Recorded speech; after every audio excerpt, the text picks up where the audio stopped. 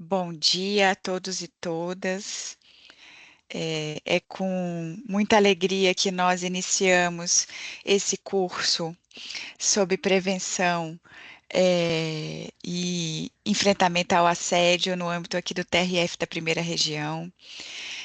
Essa é uma matéria que a todos interessa, não só aos juízes como gestores, porque todos nós somos gestores de equipe, somos administradores de uma unidade judiciária. Então, como chefes e como pessoas que estão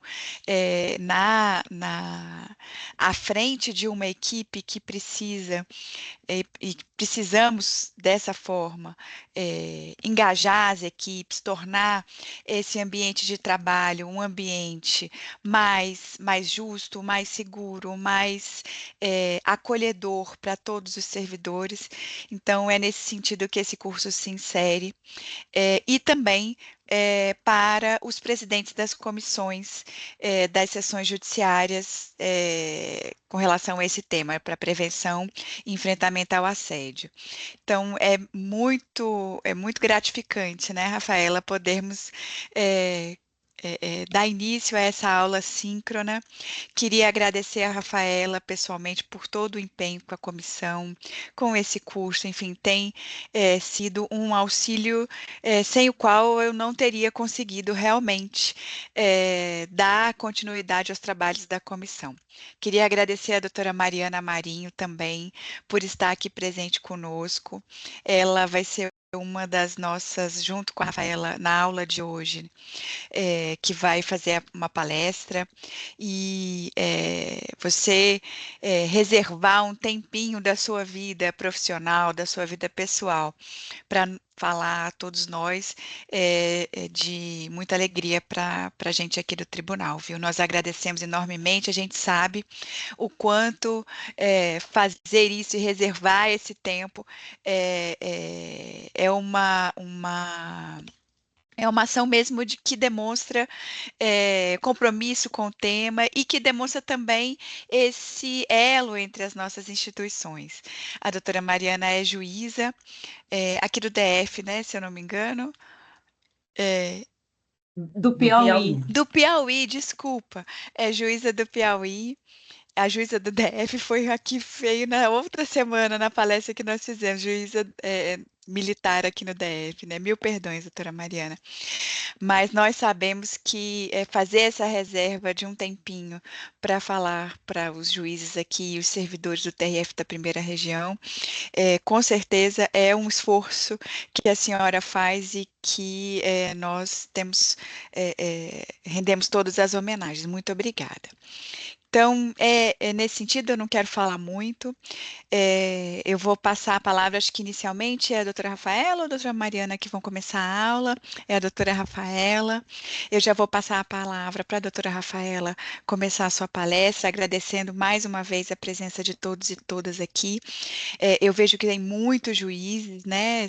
Tem 34 pessoas aqui na nossa aula e muitos juízes, isso é bastante importante. Acho que, como eu falei no começo, né, todos os gestores deveriam participar de cursos como esse. Então, eu agradeço a presença de cada um de vocês.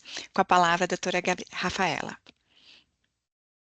Obrigada, doutora Ana, muito obrigada. Agradeço aí a senhora também pelo todo o apoio na condução do curso, da CP Famas também, porque a gente entende que todo mundo tem muitas atividades, enfim, o trabalho é muito grande, então tirar um tempinho ali do seu trabalho para vir aqui e falar de um assunto que às vezes é tão difícil, né? Tão pesado de falar como assédio, realmente é complicado e a gente valoriza isso. Então, agradeço aos servidores, às servidoras, aos juízes e às juízas que estão aqui conosco. E também, especialmente, a nossa querida Mariana Machado, juíza do Piauí, que vai aqui hoje nos ajudar para falar um pouquinho sobre discriminação. A doutora Ana Carolina mencionou a palestra da Mariana, que é a outra Mariana, a outra Mari, a Mari Aquino, né? Que é porque a Mari Aquino fez, não sei se o pessoal teve a oportunidade de acompanhar, alguns acompanharam, outros não. Já a Mariana fez uma palestra para a gente sobre assédio no dia 28 de maio, no TRF. Foi uma palestra muito boa também, ali dentro da Semana de Prevenção e Combate ao Assédio Moral, Assédio Sexual e à Discriminação. Mas eu estou vendo que é, entre aspas, mal de Mariana, né? Todas as Marianas são ótimas. Tem a Mari Machado, a Mari Aquino, a Mari Yoshida no gênero. Enfim, todas as Marianas são excelentes. Mari, antes de eu começar para falar especificamente sobre o tema, você gostaria de falar alguma coisa, cumprimentar o pessoal? Bom dia a todos e a todas aqui presentes. Inicialmente, eu agradeço, para mim é uma honra estar mais uma vez aqui no Tribunal Regional Federal da Primeira Região. Eu estive ano passado conversando sobre precedentes judiciais, né, que é um tema também que eu me debruço muito e tenho muito prazer em estudar também. Agradeço a doutora Ana Carolina pela honra de falar tudo. Inclusive, a gente estava, Rafa até brincou, Rafa é uma amiga querida que eu conheci no mestrado da Infam. Eu estava na Bahia, eu sou baiana, né?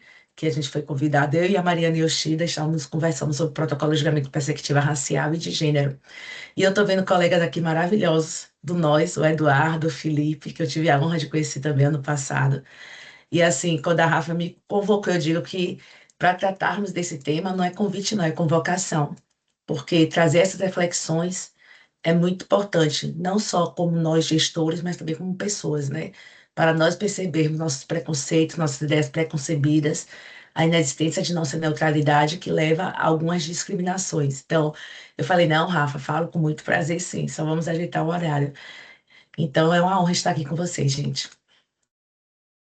Obrigada, Mari.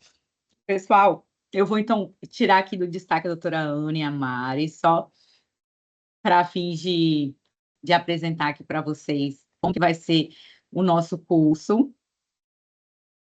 E eu vou me tirar aqui do destaque também, porque senão vocês vão ficar só vendo meu rosto aqui. Pronto.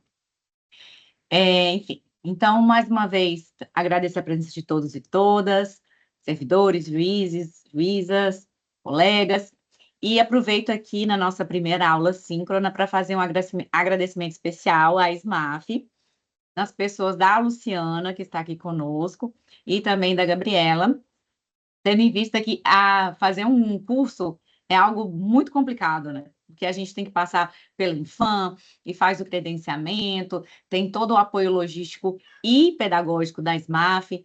Então, não poderia deixar aqui de agradecer e de enaltecer o trabalho das meninas da SMAF. Temos várias, mas aqui eu vou agradecendo as pessoas da nossa querida Luciana e da Gabriela também. Então, muito obrigada. E a Luciana sempre está disponível, gente. Ela conversa com todo mundo no chat, não é isso, Luciana? Isso mesmo. Acho que a maioria aqui já me conhece, principalmente os vitalicianos, né? Mas eu estou à Exato. disposição. Obrigada, Luciana. Pessoal, então, só para fazer uns esclarecimentos iniciais aqui. Esse curso, se vocês viram já o vídeo ali da parte da ambientação, eu expliquei que ele é dividido em 3 módulos. Nós vamos ter, então, esse módulo agora, que é um módulo de conceitos iniciais, um módulo que vamos tentar trazer aspectos mais leves para conversarmos sobre esse assunto que é tão difícil. Depois vamos ter um módulo que também vai ter uma aula síncrona no dia 25 de junho, com a Lúcia Helena, que é psicóloga, e a Graziele Frota, que trabalha com a justiça restaurativa, sobre como a gente consegue aplicar a justiça restaurativa e também compreender a parte psicológica do assédio. Já numa terceira parte, nós teremos especificamente o depoimento pessoal com a Cláudia Catafesta, que é colega também minha da Mariana, é juíza do TJ Paraná e hoje está no auxílio ao CNJ e trabalha também com essa questão do depoimento especial, como realizar ali um acolhimento adequado. A parte bem interessante do depoimento especial é que a gente pode aplicar a várias situações, não só nas situações de assédio, mas também quando formos ouvir ali pessoas que têm algum tipo de vulnerabilidade, menores de idade, e entre outras questões, principalmente porque na maior parte das sessões judiciárias não há um apoio ali direto aos servidores que vão fazer os atendimentos, aos juízes também que vão ali numa audiência com pessoas que têm algum tipo de vulnerabilidade. Então, o objetivo desse curso é ser um curso acessível para todos e todas, para que a gente possa compreender aspectos do assédio, da discriminação, que estão envoltos em vários domínios da nossa vida, do nosso trabalho diário. Não só ali na prática, quando alguém vem e fala sobre assédio ou na parte da gestão, mas em todas as questões, inclusive nesses atendimentos, no uso de palavra adequada, numa comunicação não violenta. A Graziele e a Lúcia Helena vão falar sobre essa questão da comunicação não violenta, como tratar uma pessoa. Parecem coisas simples, mas, como diz minha própria mãe, o óbvio às vezes precisa ser dito. Então é importante que a gente lembre dessas questões. Eu quero explicar para vocês como é que vai se desenvolver, antes de iniciar propriamente os nossos conceitos, apresentar os slides, eu quero explicar para vocês o nosso módulo 1, porque nós temos um jogo aqui, um jogo do assédio. Eu até já falei, alguns podem conhecer, outros eu acho que não conhecem ainda. Eu conversei ontem com o Enéas e falei para ele, Enéas, entra lá porque nós vamos ter um jogo aqui do assédio. Então eu queria mostrar para vocês, para explicar aqui. Eu vou então compartilhar, deixa eu ver qual, acho que está certo aqui. Pronto, acho que agora todo mundo está vendo. Esse aqui é o módulo 1 que liberou aqui no dia de hoje. Tá aqui o módulo 1. E aí vocês vão ver que a gente tem uns quiz aqui. Uns quiz que é um jogo. Como eu falei, o objetivo do nosso curso é tornar um assunto que é tão difícil de falar em um aspecto mais leve, para que a gente possa ter realmente aqui uma conversa. Então, a gente tem uns quiz aqui sobre as competências das comissões, que nós vamos fazer aqui, tentar fazer ainda durante a nossa conversa de hoje, alguns documentos, e aqui a gente tem equipe de respeito, o jogo. Todo mundo consegue ver? Esse equipe de respeito, o jogo, se vocês clicarem, vocês já vão direto para um jogo, que é um jogo online. E eu vou clicar, mas eu acho que não vai aparecer, porque vai abrir uma outra aba. Não sei se abriu. Vocês conseguem ver? Todo mundo. Ótimo. Então, apareceu equipe de respeito o jogo. Aí, aqui vocês colocam da onde são, se quiserem, e vão respondendo aqui as perguntas. Por exemplo, aqui, então, vamos colocar. Eu já estava no TRF1 e eu tirei, né? Enfim, aí vocês clicam, tipo, informar, se quiser. Aí, como é seu nome, se quiser ou não deseja informar, seu órgão. E aí, começa a aparecer várias situações aqui para vocês. E aí, esse jogo vai trazer perguntas, respostas. Não existe exatamente uma resposta certa ou errada, mas uma forma de compreender cada tema, tá bom? Eu queria mostrar isso para vocês, porque depois vocês vão abrir aqui essa parte do módulo 1 e vão falar assim, gente, o que é isso? Que jogo é esse? Tá? Mas é um jogo, é para tornar esse assunto mais leve para vocês, tem alguns vídeos também. O objetivo do nosso curso é esse mesmo, é trazer esses assuntos, tentar trazer esses assuntos de uma forma mais leve, tanto a parte do assédio, seja assédio moral, assédio sexual e a discriminação. Eu vou iniciar aqui a apresentação dos slides e eu pergunto se alguém gostaria de falar alguma coisa, trazer alguma experiência antes da gente iniciar. Alguém? Não? Ninguém? Não? Ok. Eu vejo que a Patrícia está aqui. Oi, Patrícia Oliveira. A Patrícia foi minha assessora em Cruzeiro do Sul, uma excelente servidora. Oi, Patrícia, tudo bem? Oi, doutora, bom dia. Bom dia, que bom que você está aqui conosco. Fico muito feliz. Ainda bem que você não levou ela embora, viu? Porque a Patrícia aqui Não foi meu por braço falta de direito. tentativa, não foi por falta de tentativa, mas ela não quer sair de Cruzeiro do Sul. Graças a Deus. Pois é. Pessoal, então eu vou iniciar aqui a apresentação dos slides para conversar um pouquinho com vocês. Fiquem à vontade, se quiserem falar alguma coisa, interromper aqui, fiquem à vontade, tá bom? Creio que todo mundo já esteja vendo os slides, deixa eu só colocar no modo de apresentação.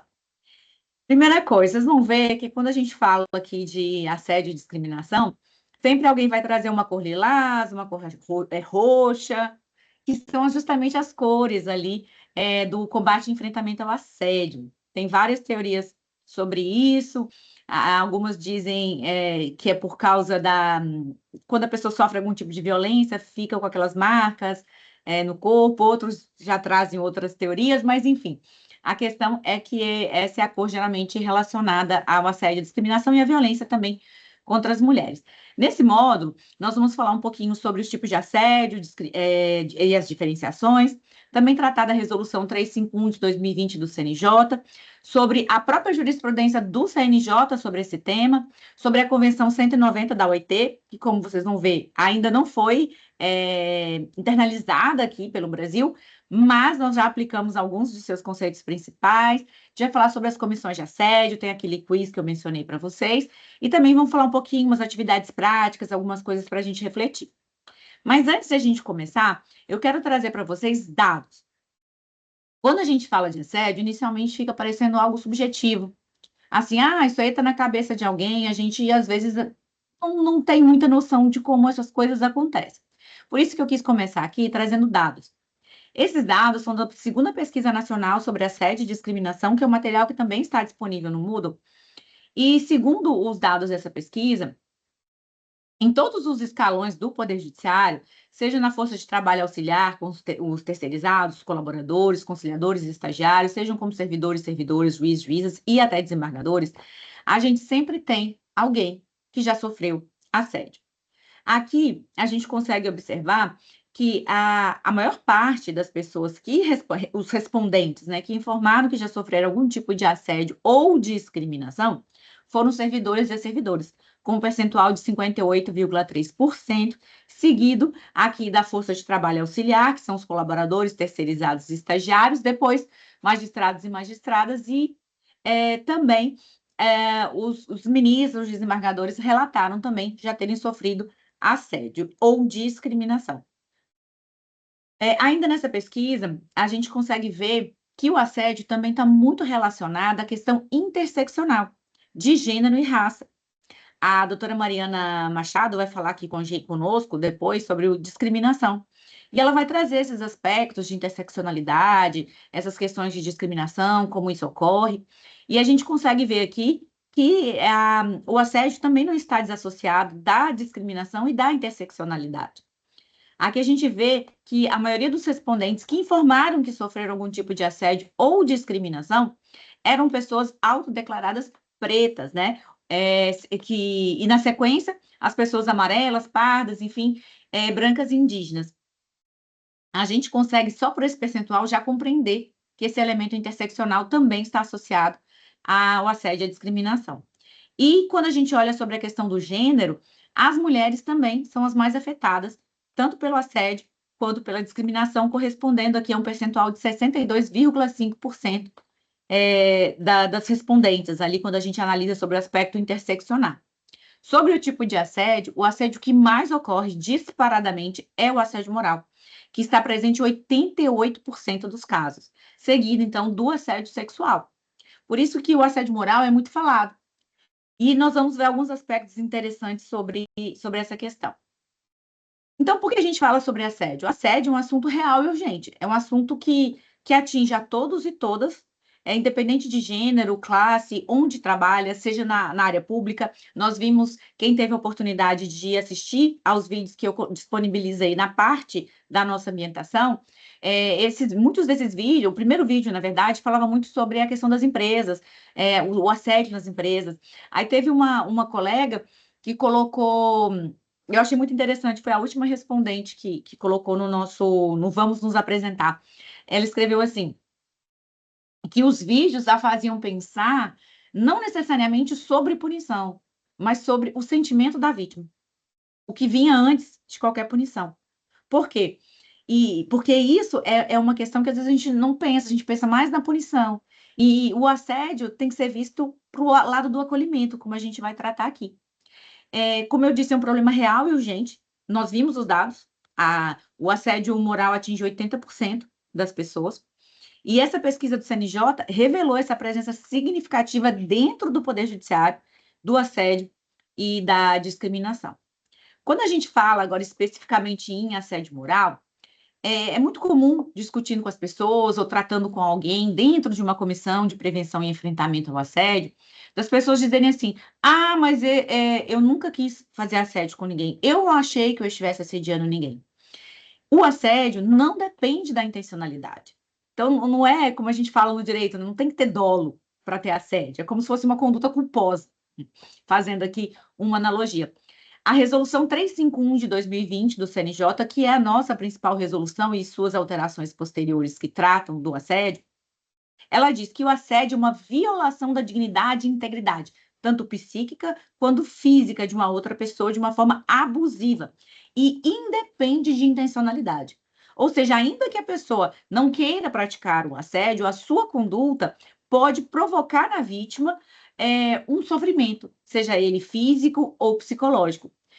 Quem também, retornando mais uma vez aos vídeos que nós vimos na parte inicial de ambientação, lá foi possível verificar que muitas vítimas relatavam necessidade de acompanhamento psicológico, outras abandonaram o emprego, porque o assédio causa na vítima esse sofrimento, seja físico ou psicológico, e o físico provoca um adoecimento, que não necessariamente é um adoecimento psíquico, é um adoecimento no próprio corpo, no sentido de doenças, as pessoas começam a ficar mais vulneráveis, a gente teve alguns relatos naqueles vídeos, das pessoas que ficaram doentes do corpo, não só da parte psíquica, mas também tiveram manifestação de suas doenças no seu corpo, claro, decorrente da parte psíquica, mas tiveram esses problemas de saúde adicionais.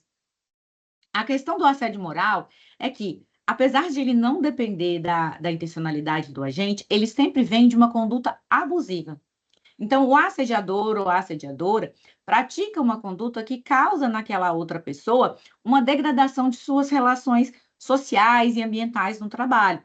E exemplos de assédio. Nós temos tarefas exorbitantes que são atribuídas apenas a uma pessoa, quando é o assédio individual, humilhação, isolamento, difamação, exclusão social, exclui determinada pessoa daquele grupo, daquele trabalho.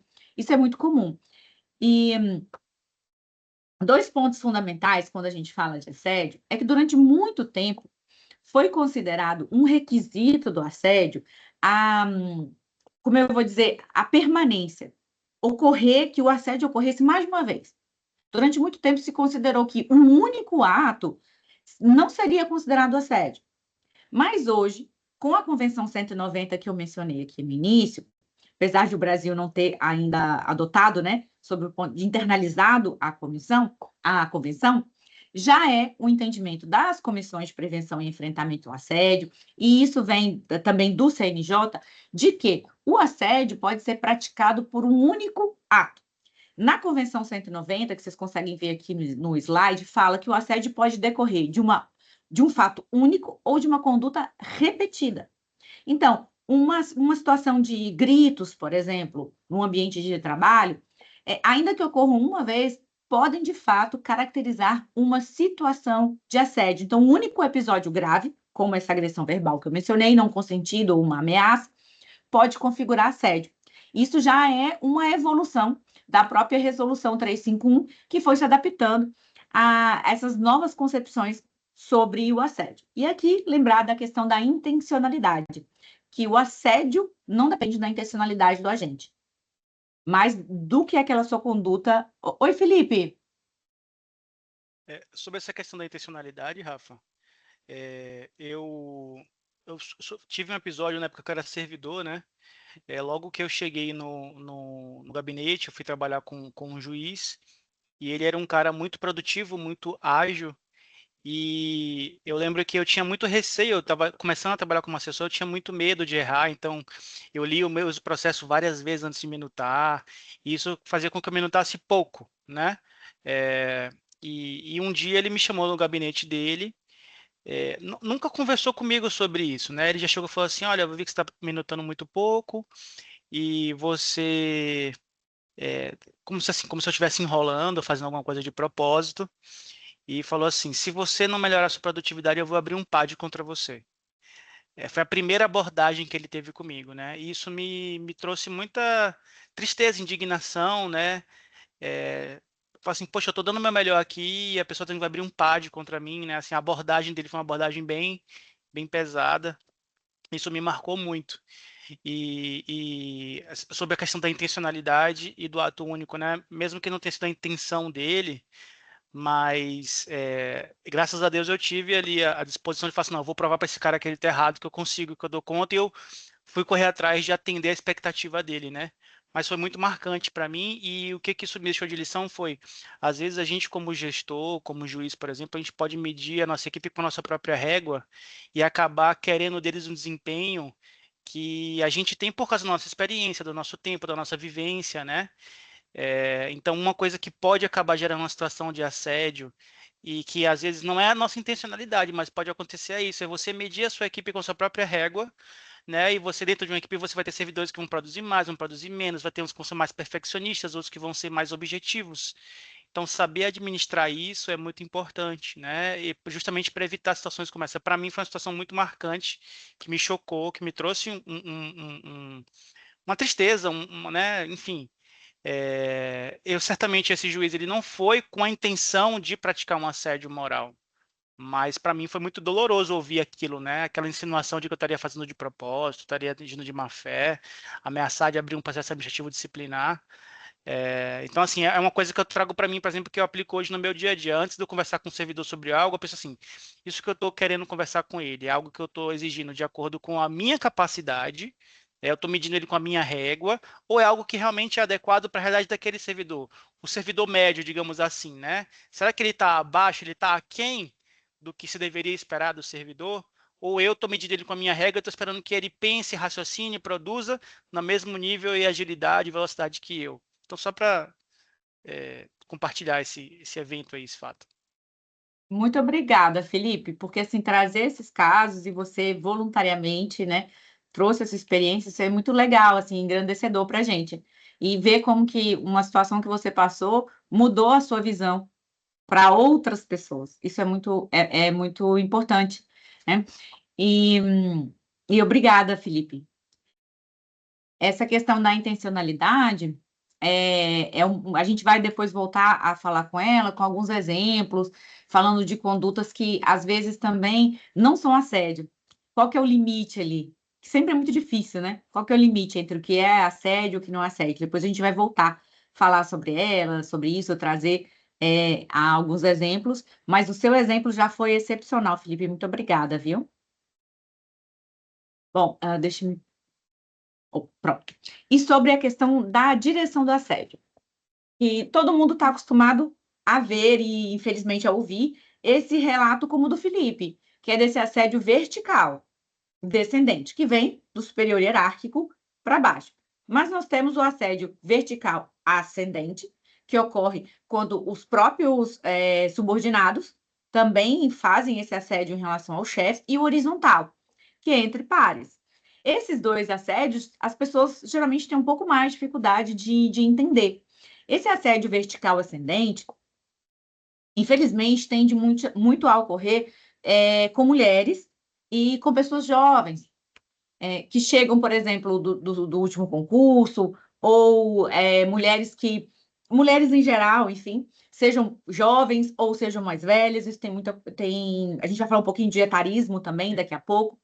O assédio vertical ascendente é quando os subordinados, às vezes, olham para aquele chefe que chega e começam a boicotá-lo. Não, eu não vou fazer isso.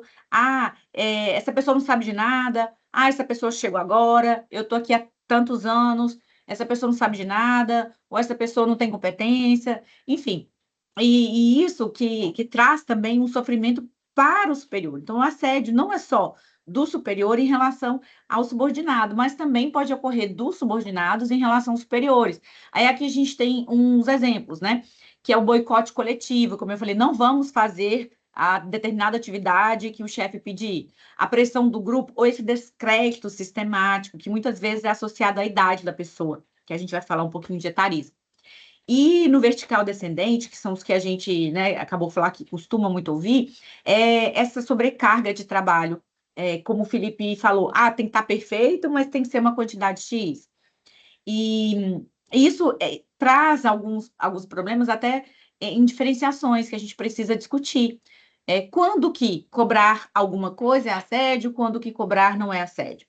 Quando eu cobro uma meta, por exemplo, um gestor que cobra uma meta, isso não é assédio. Se eu preciso cobrar uma meta para cumprir determinada atividade, isso por si só não pode ser considerado uma situação de assédio. Mas, quando essa cobrança ocorre, por exemplo, de uma forma excessiva, exigindo que o servidor ou a servidora trabalhe, não estou falando de hora extra, tá, gente? Mas trabalhe, por exemplo, aos finais de semana, ou que execute atividades acima de sua capacidade, ou situações sistemáticas, por exemplo, de não aceitar atestados médicos quando a pessoa tem algum problema de saúde, isso tudo pode configurar assédio. Mas o fato de, por si só, tirar uma pessoa de uma determinada função, colocar outra pessoa, fazer readequações, por exemplo, entre estagiários, ou colocar as pessoas conforme as suas capacidades. Tem gente, por exemplo, que é bom para fazer audiência, outras pessoas são melhores para minutar.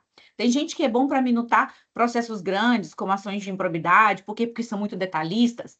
Outras pessoas não são tão detalhistas, são boas para minutar processos em quantidade, como processos de Jeff.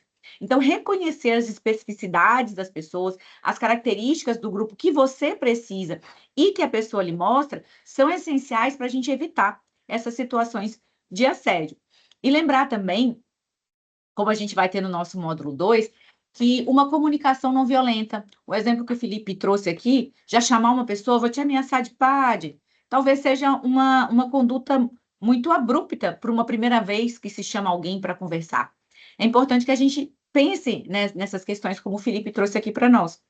E retomando sobre a direção do assédio, a gente também tem o assédio horizontal, que ocorre entre os próprios pares, ou seja, os próprios colegas de trabalho, sejam juízes, juízas, servidores, servidoras entre si, começam a assediar ali uma outra pessoa, seja por meio de difamação ou isolamento, às vezes até mesmo decorrente de um preconceito, seja pela origem da pessoa, por algum tipo de pensamento que ela tem. E esse é um assédio que às vezes é mais difícil tanto de visualizar quanto de provar, porque se pensa, não, mas a gente não tem hierarquia. E como a gente vai ver, acho que já é no próximo slide agora, muitas vezes esse assédio, que é horizontal, ocorre por meio dos microassédios, que são aquelas piadinhas, são palavras que aparentemente não são assédio, mas que ao longo do tempo e de forma acumulada provocam muito sofrimento e dor nas pessoas. Eu costumo dizer que piada tem que ser legal e engraçado para os dois lados. Se a pessoa faz sob a aparência de piada, algo que na verdade é discriminatório e é utilizado para ofender e diminuir o outro, isso não é piada, não é engraçado. Se não é engraçado para os dois lados, não é engraçado para ninguém. E esses microassédios costumam ocorrer com esses comportamentos sutis, essas supostas piadas, controle de horário, por exemplo, em empresas é muito comum dizer assim, nossa, você fica muito tempo no banheiro, né? Como se agora a pessoa fiscal de banheiro, né? A pessoa não pode ir ao banheiro, não pode mais, não pode tomar água, não pode ir ao banheiro.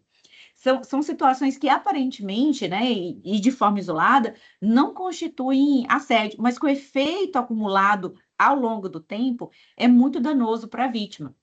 E por que é difícil identificar esses microassédios? Porque cada ato parece banal, uma piadinha, ou você, como eu disse, do banheiro, você vai muito ao banheiro, ou até, nossa, você muda o seu cabelo todo dia, né? Sabe, também questões sobre aparência. Às vezes isso faz com que a vítima duvide de si mesma. Como todo mundo ri daquela suposta piada, a vítima fala assim, gente, será que o problema é comigo mesmo? Só que isso vai causando esse adoecimento na vítima. E como eu já havia adiantado, esses microassédios muitas vezes vêm acompanhados do etarismo, que é quando a pessoa, ou por ser muito jovem, ou por já estar próxima à aposentadoria, acaba sendo discriminada e sofrendo assédio por causa disso. Aí, por exemplo, uma pessoa que já está mais próximo da aposentadoria. Você já não acompanha o ritmo aqui do grupo. Nossa, precisamos de sangue novo aqui. Isso também é um microassédio que aparentemente não seria considerado pelas pessoas como um assédio, mas que quando somados esses microassédios, provoca um sofrimento muito grande nas pessoas. Quer ver um outro caso que costuma acontecer muito com as mulheres? As interrupções seletivas. Às vezes um chefe ou mesmo um colega ou uma colega de trabalho acaba sempre interrompendo as mulheres, que é uma interrupting, né? As mulheres são muito mais interrompidas que os homens. aparentemente isso não seria uma conduta de assédio, mas ao longo do tempo, eu só interrompo aquela pessoa, ou eu só diminuo o trabalho daquela mulher, eu só não aceito o trabalho daquela mulher. Ou tons condescendentes, né? Linguagens paternalistas. Oi, queridinha. Ai, você entenderia isso se tivesse estudado mais. Como eu disse, piadas só são engraçadas e só são efetivamente piadas quando são boas e engraçadas para todo mundo. Se uma parte se sente desconfortável, isso não é uma piada. Exclusões também formais, por exemplo, eu vou chamar todos os meus colegas, por exemplo, do trabalho para fazer um almoço de trabalho, menos a pessoa X. Isso também pode configurar situações de microassédios, como eu disse, que ao longo do tempo vão minando a capacidade até de própria reação da pessoa. O etarismo, aqui hoje a gente já falou bastante aqui, que ele também pode implicar em situações de assédio. A gente vê muito também a questão do descrédito em razão da experiência. Você é muito novo. Ai, mas você não sabe disso.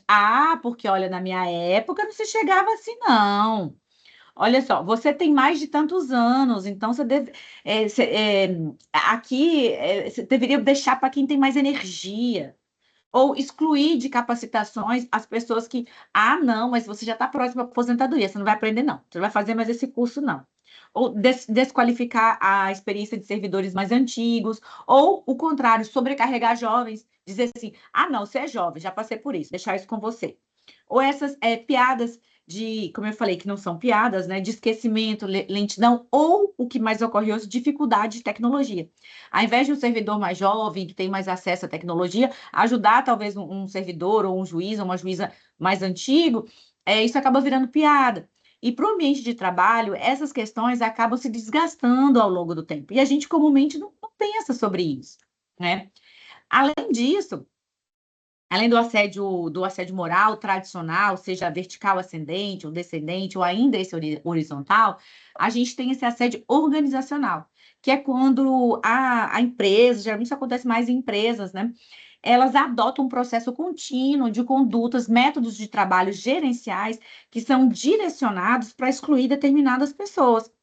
Então, enquanto o assédio moral individual ele é direcionado a uma pessoa, um grupo específico ali, o assédio moral organizacional, ele é amparado por estratégias, muitas vezes com aparência de legalidade, mas que objetivam excluir determinados grupos, sejam em questão de idade, as pessoas que já estão mais próximas da aposentadoria, sejam para excluir mulheres, sejam para excluir pessoas em razão da raça, da cor, ou ainda da origem geográfica, que também a Mariana depois vai falar conosco, né, de discriminação, que também é um elemento que causa, e ao longo do tempo, essas situações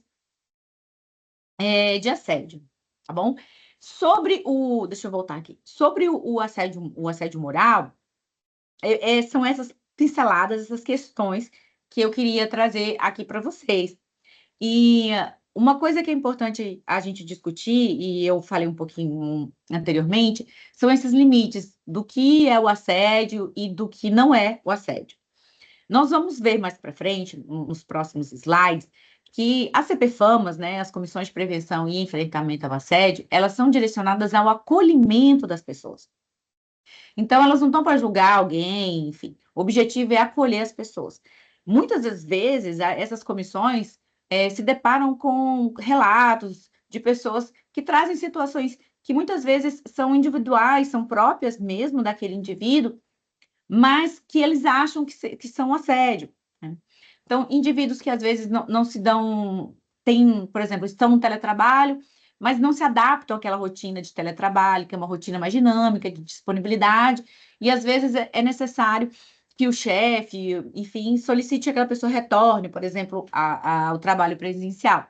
Quando a gente olha essas condutas isoladas, por si só, a conduta de retirar alguém de uma função, ou por si só, de compreender que aquela pessoa não tem um perfil para exercer determinada atividade, essas condutas isoladas não configuram tradicionalmente uma situação de assédio.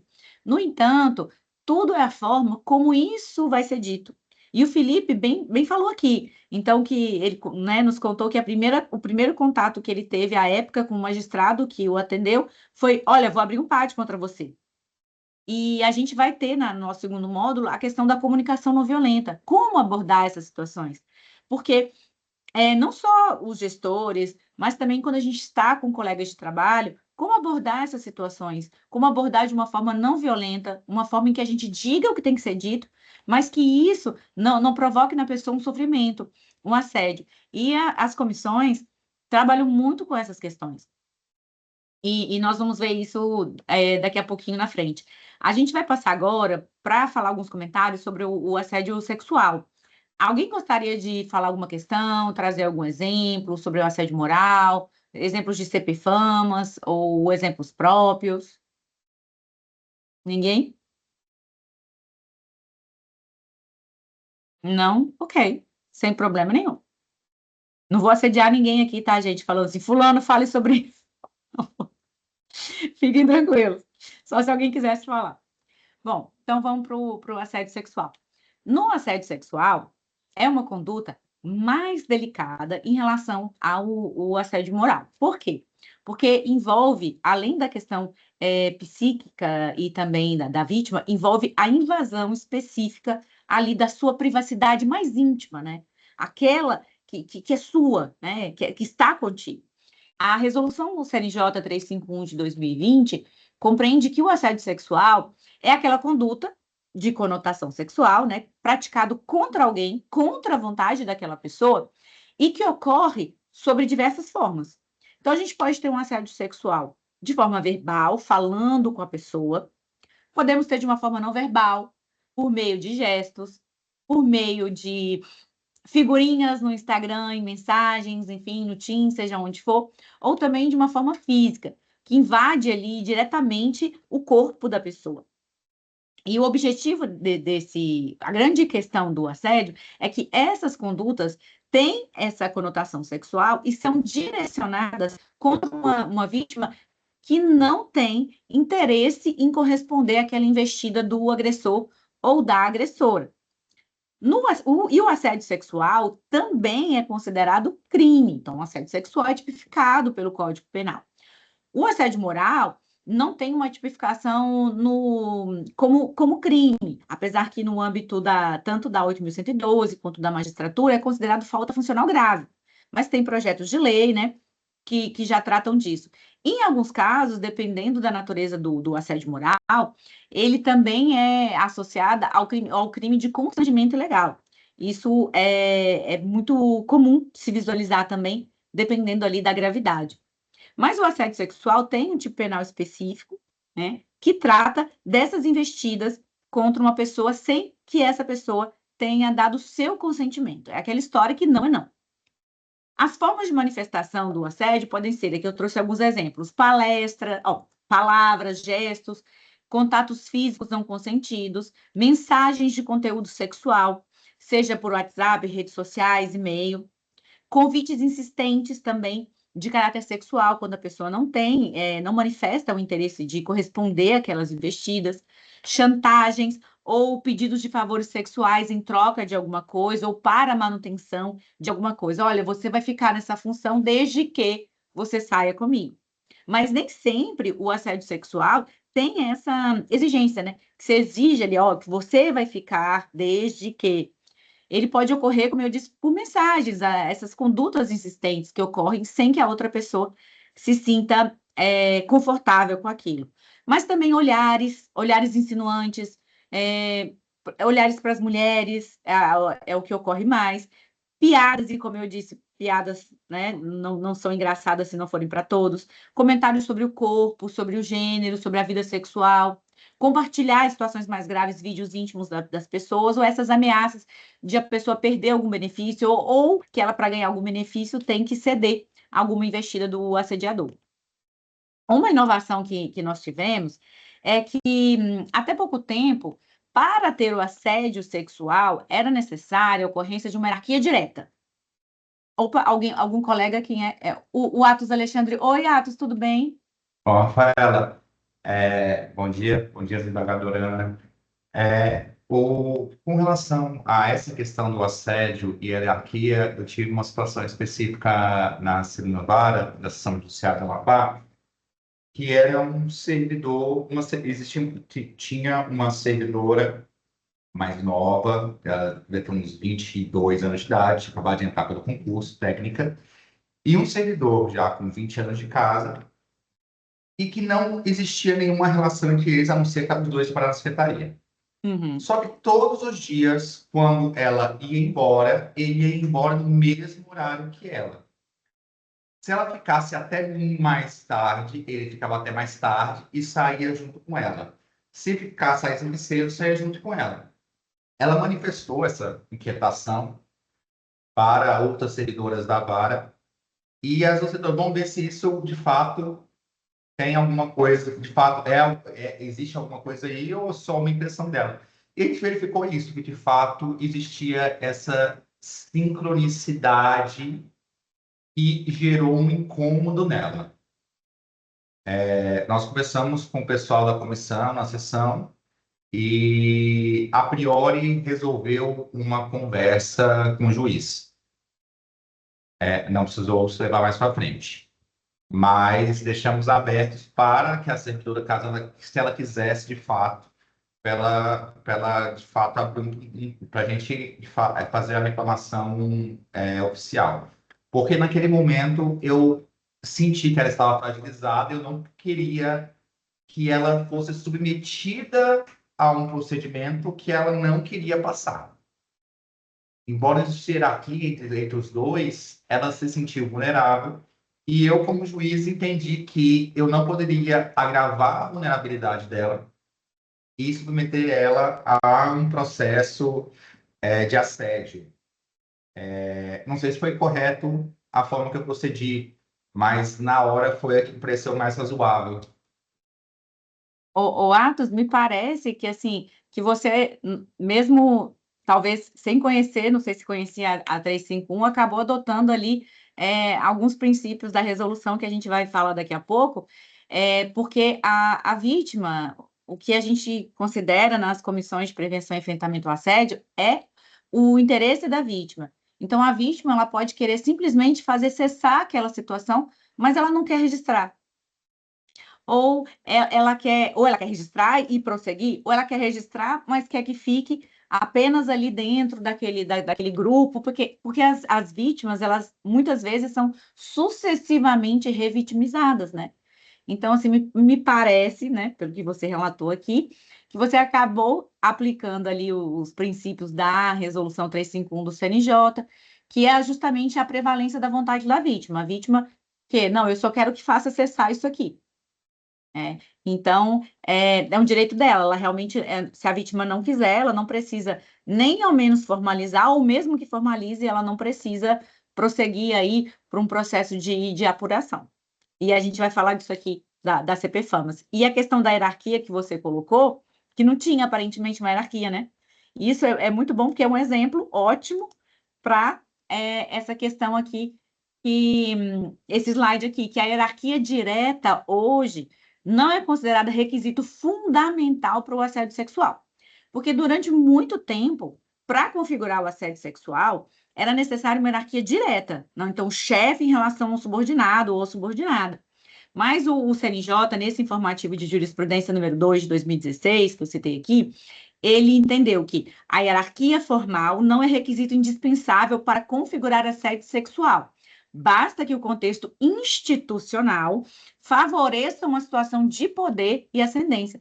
Então, ainda que sejam pessoas que, por exemplo, magistrados, né, como magistrados e magistradas, servidores e servidoras, ainda que estejam ali dentro dessa mesma categoria profissional, pode sim se dar uma situação de assédio, desde que haja no contexto, né, uma situação de poder ou uma certa ascendência que possa caracterizar essa pressão sobre a pessoa. Porque a grande questão do assédio sexual aqui, que a gente está falando, é essa pressão. Você manda uma mensagem, a pessoa não aceita. Aí essas investidas que acabam minando o ambiente de trabalho. E o seu exemplo é ótimo aqui para o nosso caso, porque o cargo em si deve ser suficiente para desequilibrar essa relação de poder. Então, não é necessário que tenha essa hierarquia formal, isso é um entendimento mais recente sobre a questão do assédio.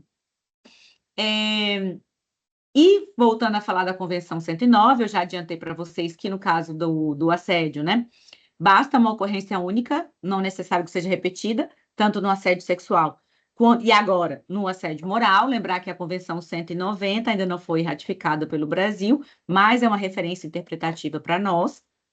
E uma coisa muito interessante que as pessoas às vezes não discutem, que é onde ocorre o assédio. Porque a gente pensa assim, não, o assédio vai ocorrer dentro do trabalho. Então, assim, eu estou aqui na minha mesa, vai ocorrer aqui. Então, servidores em teletrabalho, juízes em teletrabalho não sofrem assédio. Bom, gente, não é bem assim. A convenção traz alguns exemplos e também a jurisprudência do próprio CNJ de que o assédio ele pode ocorrer no local de trabalho, seja nos espaços públicos de atendimento ou nos espaços mais privados, em locais de descanso, por exemplo, em copas, vestiários, sanitários, também é possível de ocorrer. Em deslocamentos, por exemplo, viagens institucionais, treinamentos, eventos, ou até mesmo atividades sociais relacionadas ao trabalho. Nós estamos em junho, mês de festa junina. Então, pode sim ocorrer uma situação, ser considerada uma situação de assédio, se ela ocorre ainda que fora do ambiente de trabalho, mas em decorrente de atividades sociais relacionadas ao trabalho. E a questão também das redes sociais e do WhatsApp, né? Comunicações, e-mails, WhatsApp, no alojamento que eu já falei, e aquele trajeto in itinere, né? Entre o domicílio e o local de trabalho, que pode ser, no caso aqui do poder público, essas viagens, deslocamentos, enfim, institucionais. Então, não só o ambiente de trabalho, mas também os ambientes externos e as atividades externas que decorrem dessa relação de trabalho podem sim ter situações que sejam consideradas assédios. Eu vou correr um pouquinho, gente, porque eu preciso passar para a minha colega Mariana. Mariana é excepcional, quem não sabe vai descobrir daqui a pouco, que ela é maravilhosa. Então, eu vou correr um pouquinho, porque eu quero mostrar para vocês. Vou pegar só mais uns minutinhos da Mariana. Tá, Mariana, me desculpa, só um pouquinho de você. Só para prosseguir aqui a questão dessa finalização, que foi um pouco também da pergunta do Atos, e o Felipe também trouxe isso, e deve ser algumas dúvidas de vocês. Que a resolução 351 do CNJ trouxe aqui algumas visões gerais. Essa resolução do CNJ, que é o nosso principal instrumento aqui dentro do Poder Judiciário, ela se aplica a todo mundo. Então, magistrados, magistradas, servidoras, servidores, estagiários, estagiárias, voluntários, terceirizados, quaisquer prestadores de serviço, desde que decorrência da atividade aqui prestada. Essa resolução traz o sigilo. Então, um processo que a pessoa leva às comissões de prevenção e enfrentamento ao assédio, esse processo é tratado de forma sigilosa. Então, eu não vou fazer igual num processo judicial. Intime-se fulano, suposto assediador, para contestar a situação de assédio. Porque, como a gente já viu, o assédio independe de intencionalidade. Então, eu vou intimar a pessoa para contestar não faria o menor sentido. Então, esses processos são sigilosos. A resolução veda o anonimato. E às vezes é comum as pessoas fazerem denúncias de assédio de forma anônima. Mas as comissões não têm como processar situações de anonimato, a não ser que sejam situações. A pessoa traz dentro dessa denúncia questões muito específicas, assim, de um ambiente tóxico, em que, embora a gente não consiga fazer efetivamente um processo ou abrir um procedimento específico, mas que é possível, por exemplo, fazer um curso, levar uma capacitação para aquele local. Mas, em regra, pela resolução 351, o anonimato é vedado. Por quê? Porque se uma pessoa faz uma denúncia anônima numa comissão de prevenção e enfrentamento, como é que eu vou acolher a vítima? Eu não consigo acolher a vítima. Não tenho, eu não sei quem é. Eu não sei quem foi o assediador, a gente não consegue fazer muita coisa. Mas, como eu disse, é possível, e existe essa previsão na resolução, que em determinadas situações, dependendo do que conste ali no documento, a comissão pode realizar algumas atividades de prevenção, enfrentamento ao assédio. A resolução 351 de 2020 do CNJ, além desses aspectos que eu falei da intencionalidade, ela traz o acolhimento. A resolução tem como principal fundamento não a punição do assediador ou da assediadora, mas o acolhimento da pessoa. Então, quando a gente fala em comissões de assédio, a gente não está falando em punições. Eu vou ter um slide aqui que eu vou explicar para vocês papéis de corregedorias, né, de PADs e de assédio. O objetivo das comissões é acolher tanto a pessoa que se sente assediada, quanto também o agressor.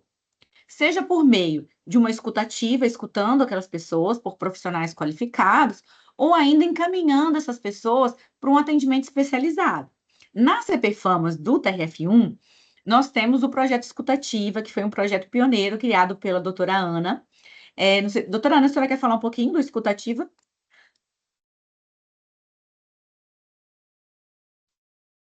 Posso falar sim, se quiser. Então, o Escutativa foi um projeto que surgiu da necessidade da comissão de fazer esse acolhimento das vítimas, né?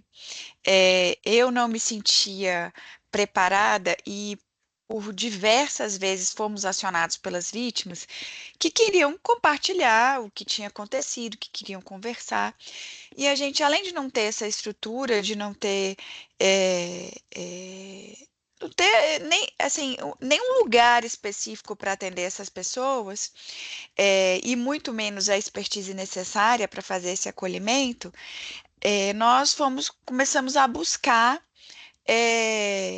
formas de conseguir, né, fazer esse atendimento. E aí encontramos, isso foi uma aquelas situações do destino, né?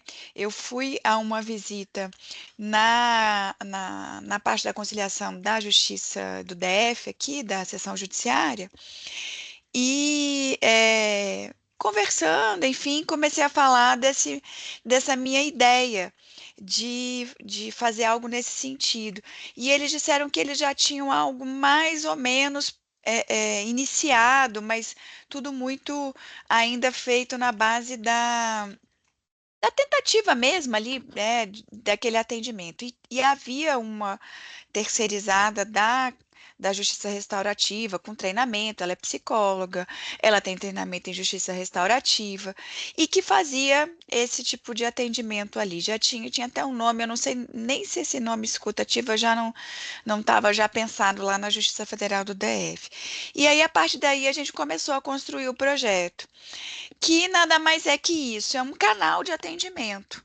A vítima que entra em contato com a CPFAMAS, nosso primeiro encaminhamento é esse, mandar para o escutativa para esse primeiro atendimento por essa funcionária. E ela é que vai, inclusive, dizer quais são os caminhos, porque muitas vezes a pessoa só quer desabafar. Muitas vezes, a pessoa, depois dessa primeira conversa, ela verifica que há ali uma falha de comunicação. Em outras situações, chamando a outra pessoa também para fazer um processo aí, até de justiça restaurativa mesmo, desses atendimentos, ainda que individualizados, ainda que não seja feito as rodas de conversa, né, que são da justiça restaurativa, ainda que seja feito esse atendimento individualizado, as partes conseguem se entender e identificar e corrigir a sua atuação. Então, é isso que a gente quer, né? O que a Rafaela estava dizendo. A comissão ela tem esse papel de prevenir, o papel de acolher, não é o papel de incentivar os conflitos ou de incentivar e fazer as investigações. A própria resolução do CNJ, ela prioriza a utilização da justiça restaurativa, né? Tá lá como uma medida a ser tomada, porque, na verdade, o que a gente quer, de fato, tornar um ambiente de trabalho acolhedor para todo mundo e seguro para todo mundo. E se isso for feito por esses processos não litigiosos, né, entre aspas, não conflituosos, melhor ainda. Então é isso, acho que eu expliquei o projeto em linhas gerais. Esse é um projeto muito interessante, até essas sessões judiciárias tiverem interesse, eu acho até que é possível a gente pensar em canais de atendimento que atendam mais de uma sessão judiciária, por exemplo, porque muitos dos atendimentos que o Escutativa faz são online. Ela faz um atendimento pelo Teams. Então, eu acho que é possível a gente construir algo em conjunto com mais de uma sessão judiciária que possa ter esse atendimento. E veja, lá é uma psicóloga que ela é contratada o contrato é do serviço de saúde, mas ela atende também a conciliação e a justiça restaurativa, ou seja, é um modelo que pode ser, inclusive, replicado. Obrigada, doutora Ana. E a senhora falando, agora eu vi aqui que a Graziele está conosco. Deixa eu colocar aqui a Grazi no destacar aqui, Grazi. A Grazi também está no Justiça Restaurativa e vai ser a nossa tutora da segunda parte do curso, junto com a Lucelena, que a doutora Ana mencionou. Quer dar um oi, pessoal, Grazi? Obrigada pelo espaço, prazer, que bom encontrá-los. Meu coração está quentinho em poder conversar sobre esse tema num espaço tão seguro, né, criado de forma tão cuidadosa, né, pela doutora Ana Carolina e doutora Rafaela. Então é uma honra estar aqui com vocês e na próxima semana a gente está junto, conversando um pouco, né, trazendo um pouco de reflexão e caminhando junto nesse tema. Boa reunião, bom encontro para vocês. Obrigada. A Grazi vai trazer depois os exemplos para a gente, enfim, vai ser algo bem dinâmico. Bom, pessoal, e falando aqui, aproveitando, pegando só mais um minutinho, Mari, já estou terminando, juro. Só para falar com o Atos falou da questão daquele caso, né, envolvendo uma servidora que teria sido, né, vítima de assédio. Então, lembrar que a resolução 351 traz que a notícia de assédio, ela tem tanto o sigilo quanto o acolhimento. Então, o primeiro objetivo não é punição, é acolher a pessoa. Então, a pessoa é acolhida pelas comissões, recebe, que ela vai ter uma escuta qualificada, as pessoas vão ouvir o relato, explicar como é que funciona as comissões. Então, a pessoa pode dar autorização, como eu falei, que é o artigo 14 da resolução, para registrar esse relato dela, e ela pode querer que esse relato fique apenas ali naquele meio de apuração. Por exemplo, a comissão pode sugerir, após, né, o acolhimento, a oitiva de profissionais qualificados, que aquela pessoa seja remanejada temporariamente para um outro local, se houver o interesse dela, ou sugerir que o local onde teria ocorrido o assédio tenha um curso de capacitação. Enfim, se a pessoa não tiver interesse em registrar, ela não precisa. E, nesse caso, essa ausência de registro, sobra para a comissão apenas o acolhimento. Então, no caso do TRF, né, a gente encaminha para o escutativa, se a pessoa quiser fazer algumas sessões com a psicóloga, ou pelo núcleo de práticas restaurativas com a Grazi, que falou aqui conosco, que faz um acolhimento belíssimo, inclusive fazendo acordos de convivência, que é uma coisa fantástica. Não sei se ela vai falar com vocês depois dos acordos de convivência, que é algo muito interessante, que faz com todo mundo que está ali naquele grupo, e lembrar da vedação do anonimato. Bom, já encaminhando para o final, houve uma modificação recente na Resolução 351 de 2020, que foi a 671 de 2026, que fala da vedação à retaliação. Então, as pessoas que fazem a notícia de assédio, elas estão asseguradas de não sofrerem retaliação. Tá? Isso já era assegurado, mas essa alteração veio para especificar situações que podem ser consideradas retaliações. A pessoa vítima de assédio, como instalação de PAD, o Felipe teve que sair, mas ele deu um exemplo aqui para a gente, remoção ou transferência arbitrária e outras questões. Lembrar que a composição das comissões de prevenção e enfrentamento ao assédio tem alguns membros que são obrigatórios, como a pessoa com colaborador, e agora a gente tem a pessoa com deficiência, e sempre primar pela diversidade de gênero. Lembrando que as CPFAMAS não têm atribuição correcional, as CPFAMAS não aplicam punições. O objetivo das comissões é acolher as partes, é buscar um ambiente de escuta qualificada, humanizada e que seja um ambiente saudável para todo mundo. No entanto, as comissões, quando se depararem com situações que realmente podem configurar alguma falta grave, podem encaminhar esses processos para apuração, se for assédio sexual, moral, enfim, para os respectivos órgãos competentes. E aí, eu trago uma dúvida, né? Que sempre se tem, que é o que quando envolve magistrado ou magistrada, enfim, ou até mesmo de pares, envolvendo, se for o caso, servidor ou servidora, é lembrar que as comissões de assédio tratam dessa prevenção e do acolhimento, e o registro depende da vontade da pessoa e não tem nenhuma atribuição disciplinar. Já as corregedorias, aqui se tratando de magistrados, apuram irregularidades e a vítima, se a corregedoria souber, por exemplo, de algum caso, ela pode já abrir de ofício ali um procedimento.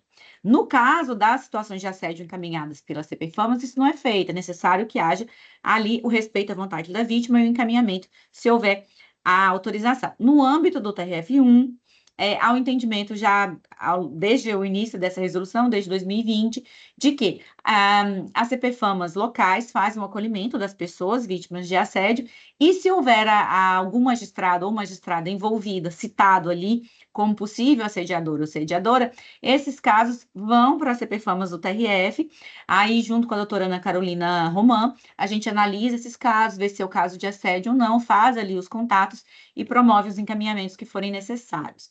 Aqui eu só trago a jurisprudência do CNJ administrativa sobre assédio sexual, que eu já tinha até citado anteriormente, dizendo que a hierarquia não é elementar do ilícito, mas é necessário que o contexto de trabalho tenha esse contexto impulsionador do poder sobre a outra pessoa, e a valoração da palavra da vítima, principalmente no caso envolvendo mulheres, porque a gente pode aplicar aqui o protocolo para julgamento com perspectiva de gênero. Eu ia trazer alguns casos práticos, mas não iremos conseguir, mas não tem problema, porque a Mari vai trazer aqui para a gente, enfim, todos os conhecimentos. Mari, desculpe ter pegado um pouco do seu tempo, tá? Não, pelo contrário, Rafa, eu também estou aqui aprendendo. Achei muito interessante a sua apresentação e também da desembargadora Ana. E teve alguma colega que perguntou, e eu também tenho essa dúvida. A Luciana perguntou se há algum normativo da comissão do TRF1 sobre esse projeto de escutativa. Eu também tenho interesse em saber. Temos uma portaria. Se vocês Eu não sei puderem se eu depois. coloquei. Eu achei bem interessante. Bom dia Ó, de o novo, Lucas já gente. colocou aqui, ó. Ai, que ótimo. Eu vou lança-cartilha. copiar para mim também. E tem a Obrigada, portaria Lucas. também. Depois eu mando a portaria, que eu não sei se eu coloquei. Eu mando aqui no grupo. Obrigada, Mari. Nada, deixa eu só compartilhar aqui a apresentação. Mas antes falando, porque essa questão do assédio ainda tem, querendo ou não, um preconceito, né, muito grande, uma discriminação muito grande no tocante, principalmente quando. Ai, peraí, que ele não está compartilhando com a tela inteira, deixa eu colocar. Quando há essa questão da. Tá vendo, Rafa? Vocês estão vendo minha apresentação? Agora sim, está. Pronto, agora sim, né? Em relação, principalmente quando há essa questão da estrutura da hierarquia de poder, né? Quanto ao assédio. E, assim, gente, vamos lá. Eu sou Mariana Marinho Machado, eu sou juíza de Direito do Tribunal de Justiça do Piauí e sou... Ah, Lúcia, eu vou pegar uma cópia para mim, viu? Eu tenho mestrado em Direito e Poder Judiciário e atualmente eu estou como diretora da Equidade Racial na nossa Associação de Magistrados Brasileiros. Quando a Rafa me convidou para conversar com vocês, né, sobre essa questão dos conceitos de discriminação, preconceitos, eu achei muito interessante, porque eu já conhecia a resolução do assédio, e que bom que ela vem reafirmando o que já não precisaria ser tão reafirmado, vez que nós temos um Tratado Internacional sobre Discriminação, né? Nós temos a Comissão Interamericana, temos a CEDAW sobre discriminação contra a mulher, mas isso, quando a resolução traz, e isso eu vi até, Mari, no livro da Mariana Aquino, Rafa, que ela tem sobre assédio, no qual ela fala, né, que nós precisamos sempre ir reafirmar o que não precisava ser dito novamente, né? Ante a discriminação, ante a questão das vulnerabilidades, da interseccionalidade. Então, para iniciar, a própria Resolução 351, ele traz um conceito de discriminação, copiando o que existe na Convenção Internacional de Eliminação da Discriminação. Então, ela fala que discriminação compreende toda distinção, exclusão, restrição ou preferência fundada na raça, etnia, cor, sexo, gênero, religião, deficiência, opinião política, ascendência nacional, origem social, idade, orientação sexual, identidade e expressão de gênero ou qualquer outra que atente contra o reconhecimento e o exercício em condições de igualdade dos direitos e liberdades fundamentais nos campos econômico, social, cultural, laboral ou em qualquer campo da vida pública, abrangendo também todas as formas de discriminação, inclusive a recusa de adaptação razoável.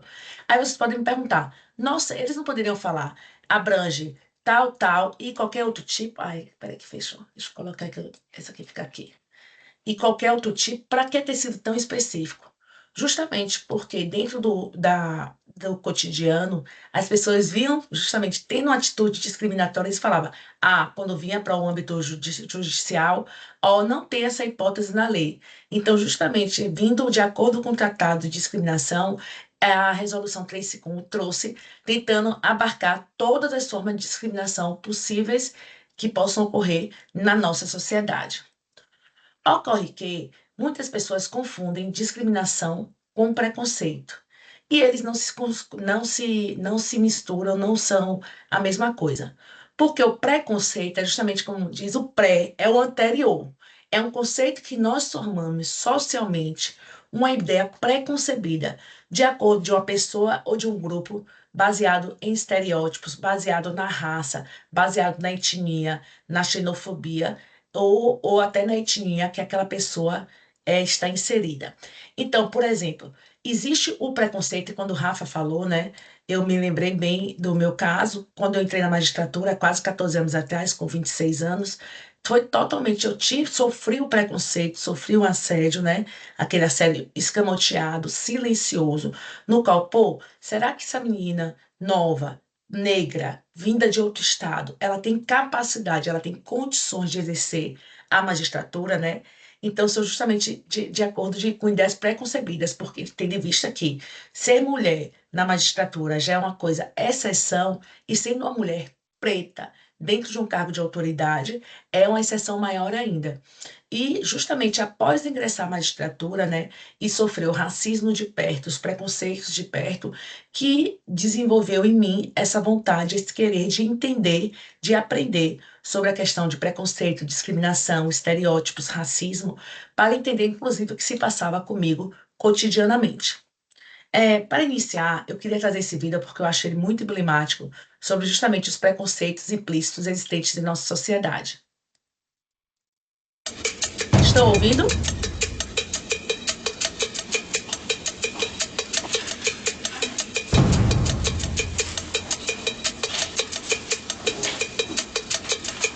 Ai, desculpa.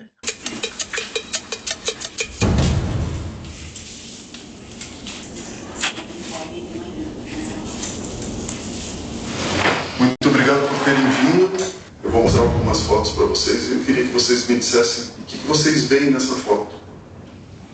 Tá atrasada. Tá com pressa. E essa?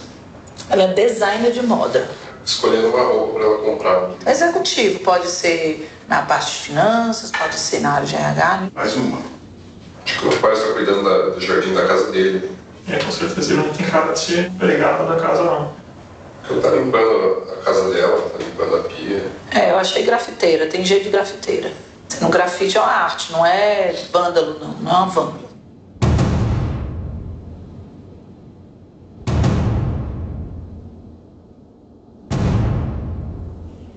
O que você vê nessa imagem? Alguém pichando o muro. Pichadora.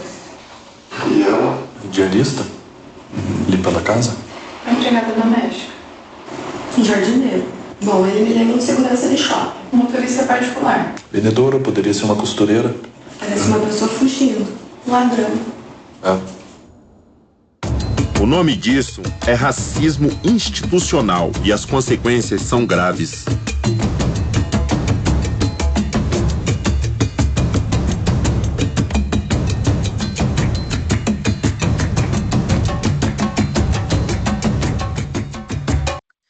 Esse vídeo, eu falo que ele sempre... Deixa eu tentar finalizar para passar o slide. Ele é tão real, né, gente, que... porque quando eu coloco a tela inteira... Deixa eu parar, gente, de compartilhar e ver se eu consigo passar o slide, que não está deixando eu passar. Só um minutinho. Acho que agora passou. Pronto. Essa questão, eu costumo... Deixa eu só recompartilhar. Esse vídeo eu falo que ele é muito forte, tendo em vista que ele justamente demonstra, né, os tipos de discriminação e preconceitos. Se é uma pessoa negra correndo na rua, é um ladrão. Se é uma pessoa branca correndo na rua, está correndo, está malhando, enfim. Se é uma pessoa negra de terno, e isso muitos colegas negros, magistrados, passam por isso cotidianamente, que sempre acham que podem achar que nós somos todos, menos que é a magistrado, o magistrado e a magistrada, né? Isso justamente vem dos estereótipos, dos preconceitos existentes na nossa sociedade. Quando a gente entra no âmbito da questão de discriminação, ela pode ocorrer de forma direta, né? Quando ela não é escamoteada, ela é límpida, mostrada ali para nós. Quando, em razão de seu sexo, raça, origem, religião, opinião pública, idade, deficiente, entre outros, uma pessoa é tratada de forma menos favorável, ou que seria de forma menos favorável em relação a outra pessoa, em situação similar. Mas a questão mais difícil é quando a gente vê as questões de discriminações indiretas, aquela silenciosa, não tão explícita, que é justamente uma prática ou um critério que se está aparentemente neutro, mas coloca pessoas com determinadas características em situação de desvantagem em relação a outras de forma injustificada. E essa discriminação indireta a gente pode ver tanto no âmbito profissional quanto no âmbito pessoal, tanto instituições públicas quanto instituições privadas, em diferentes aspectos, como gênero, como raça, como classe social, como de onde a pessoa vem. E eu trago sempre esse exemplo de uma colega magistrada branca que ela sofre literalmente uma discriminação indireta de gênero durante o julgamento de um tribunal de júri. Deixa eu trazer para vocês aqui. O senhor consegue parar de... Vocês estão ouvindo? Acho que eu trouxe já uma coisa para mostrar para vocês. Não, agora sim, Mari. de gritar? Doida? O senhor me chamou de doida? É uma expressão paraíba, se ela não é paraíba, não entende. Não, ei, doutor, isso não cabe aqui, doutor. Meu Deus do céu, o senhor perdeu completamente o juízo. O senhor perdeu completamente o juízo. E se eu não fosse? Tribunal do Júri, se contenha, doutor. Se contenha. Se contenha. Tribunal do Júri, doutor. Se contenha. Isso aqui é um ato solene, que tá no Código de Processo, não é lá num barzinho, nós não estamos num barzinho. Ei, se contenha, respeite o doutor. Não. Se contenha. Nós podemos conversar qualquer palavra. Respeite aqui o jurado. Respeite a família da vítima. Respeite a família da vítima, doutor. Olha, respeite seu cliente, respeite que os presentes, a juíza, presidente, doutor. Eu acredito. Não é conversa em barzinho que fica xingando os outros, não. Olha, Esse caso aconteceu na Paraíba, no qual a juíza mais nova, ela foi fazer um tribunal do júri e o advogado literalmente ali chamou de doida. E quando ele viu, ele fala, é uma expressão. Será que aconteceria isso se fosse um colega homem no local, presidindo essa sessão do júri? Será que ele estaria se exaltando desta forma como ele se exalta com a colega? Ah, mas isso foi um caso isolado, será? Há poucos meses nós tivemos um novo caso com a colega do Maranhão. Eu não sei se vocês conhecem esse caso aqui, vamos lá. No qual eu vou só contextualizar. Esse promotor já estava na comarca há muitos anos e ele exige, a colega essa que está em pé, ela não é do Maranhão, e ele exige a cadeira dela e sentar grudado dela durante o tribunal do júri, no local que ela quer que a secretária dela, obviamente, sente para secretariar a sessão do tribunal do júri, né? E ele vem e mostra, que bom que ela manteve a calma, ela saiu, e, enfim, ele quer fazer todo um discurso querendo desmoralizar e falar que ela não estava preparada para presidir aquela sessão do tribunal do júri. Esse caso sempre choca, né? E ele fala, eu quero a cadeira da senhora. Vamos lá. Assine Shopee VIP e tenha frete grátis e cupons exclusivos no 7 do 7. O VIP mesmo assim não sai.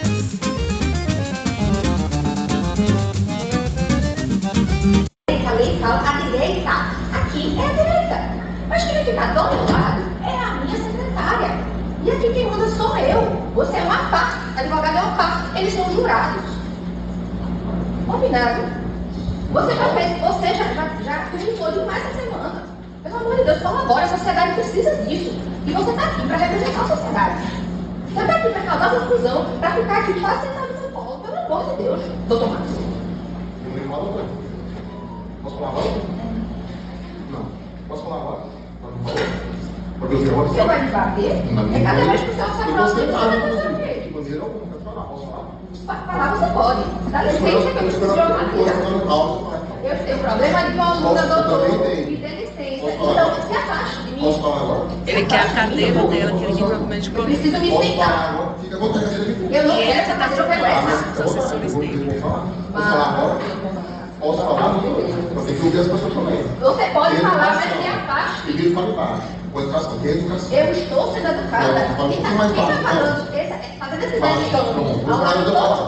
Vou esperar eu falar. Posso falar agora? Você pode falar se você deixar eu me sentar. Não. Eu não sou obrigada a ficar em pé de ouvir, não. Mas dá licença. Cadê? Posso falar agora? Posso falar agora? Doutora Bruna, a senhora é juíza, mas a senhora quer pedir... Eu não vou deixar você falar enquanto eu não me sentar. Então dá licença. Dá licença. Eu registro o seguinte, a juíza, assim como qualquer servidor público, deve ter obedecer a lei. E a lei complementar, 75/93, artigo 18, inciso 1º, bem como a lei 8.825/93, artigo 41, inciso 11, mas não apenas isso, dois. A ADI 4768 determina que o promotor de justiça deve sentar à direita do juiz imediatamente a sua direita. A prerrogativa minha, do Márcio Antônio, é do caso do promotor de justiça. Não eu inventei a lei, a juíza deve obedecer a lei, eu vou obedecer a lei. Com humanidade. Aliás, além disso, também termina a lei da magistratura o respeito, a educação, a lisura com o Ministério Público. Parece que também a justiça conhece que o MP não é apenas parte também fiscal do cumprimento da ordenamento jurídico. Então, sem esses princípios serem observados, ou não tem a sanção do júri, ou não obedecer a lei. Ou então eu vou fazer uma reclamação ao STF, para descobrir o STF. E vou fazer uma reclamação ao STF. O júri vai acontecer, posso sentar ali, posso sentar ali, posso sentar aqui, mas vou fazer. Estou falando. Olha, tá vendo? Por licença, estou falando. Consegue mais falar um pouco, doutor Márcio? Não, aqui antes, né? Só que chegou. Bom dia, gente. Eu peço desculpas pela situação criada aqui pela promotoria. Infelizmente, não vai dar para prosseguir com o julgamento, como vocês viram, com essa atitude, destratando a minha funcionária, primeiramente, depois destratando a magistrada, presidente do júri, me impedindo de sentar na minha cadeira, praticamente querendo... Vocês estão vendo, né? Então, assim, isso tudo, gente, Tem cadeira para juíza que ela não vai a gente está vendo até que tem elementos de violência de gênero aqui, porque enquanto os juízes foram homens, tudo andava muito bem. Então, está muito claro, né, de todo mundo. Então, por conta disso, dessa atitude desrespeitosa, né, afrontosa,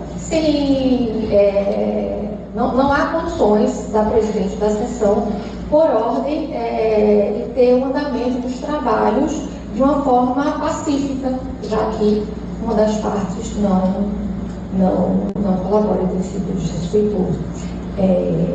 Peço desculpas, isso tudo vai constar em ata e a gente, infelizmente, vai precisar resignar a sessão, certo? Obrigada. O que é que vocês sentiram desse vídeo? Ela até, inclusive, fala que é um dos aspectos que eu vou trazer aqui, revoltante, né? Que ela fala justamente numa perspectiva de gênero. Porque muitas vezes a gente precisa ver e olhar a resolução não só naquele âmbito, mas justamente na perspectiva tanto interseccional quanto de gênero. Esse caso, inclusive, ele representou ela na corregedoria, o caso foi arquivado, ela também o representou. Eu não sei como está o andamento da representação, mas ele vinha causando reiteradas confusões, literalmente, no processo, no andamento das audiências, sempre questionando. Nesse caso, ela tinha menos de 6 meses na magistratura, e ela chegou nessa comarca que ele já tinha 6 anos, parece. Ele tinha um longo tempo. E aí ele fala, não, eu tenho que ter sua cadeira, tudo. E aí a gente fala, né? A gente tem que ver também na perspectiva da discriminação indireta, numa perspectiva também de gênero. E a discriminação indireta também nós vemos muitas vezes nos espaços privados, né? Como a gente vê aqui, isso é uma festa de Natal de uma grande corretora de investimentos, né?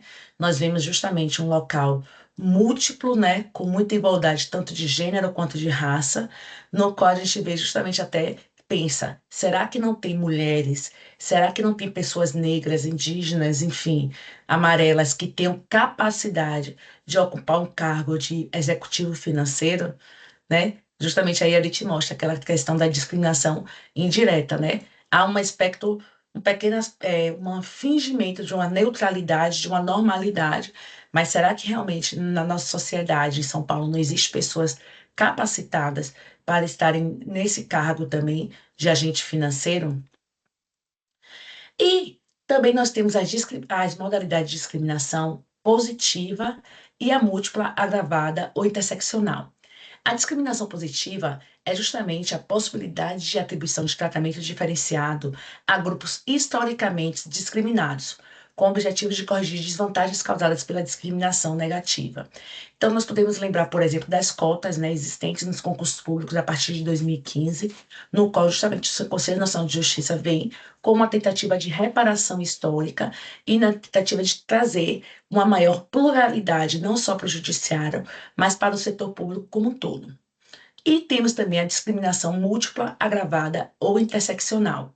A Rafa ela começou a falar, e é justamente essa expressão interseccionalidade foi cunhada por essa querida chamada Kimberly Crenshaw, que é uma jurista norte-americana, no qual, através de um julgamento da General Motors, ela percebeu a necessidade de se verificar a questão da interseccionalidade. Por quê? O que foi que aconteceu? Houve um caso na década de 80 que a General Motors americana foi levada à justiça por duas mulheres negras que haviam se candidatado para um cargo na empresa e quando elas chegaram na empresa para se candidatar, falaram, não, a vaga já foi ocupada, nós não temos vaga mais para vocês.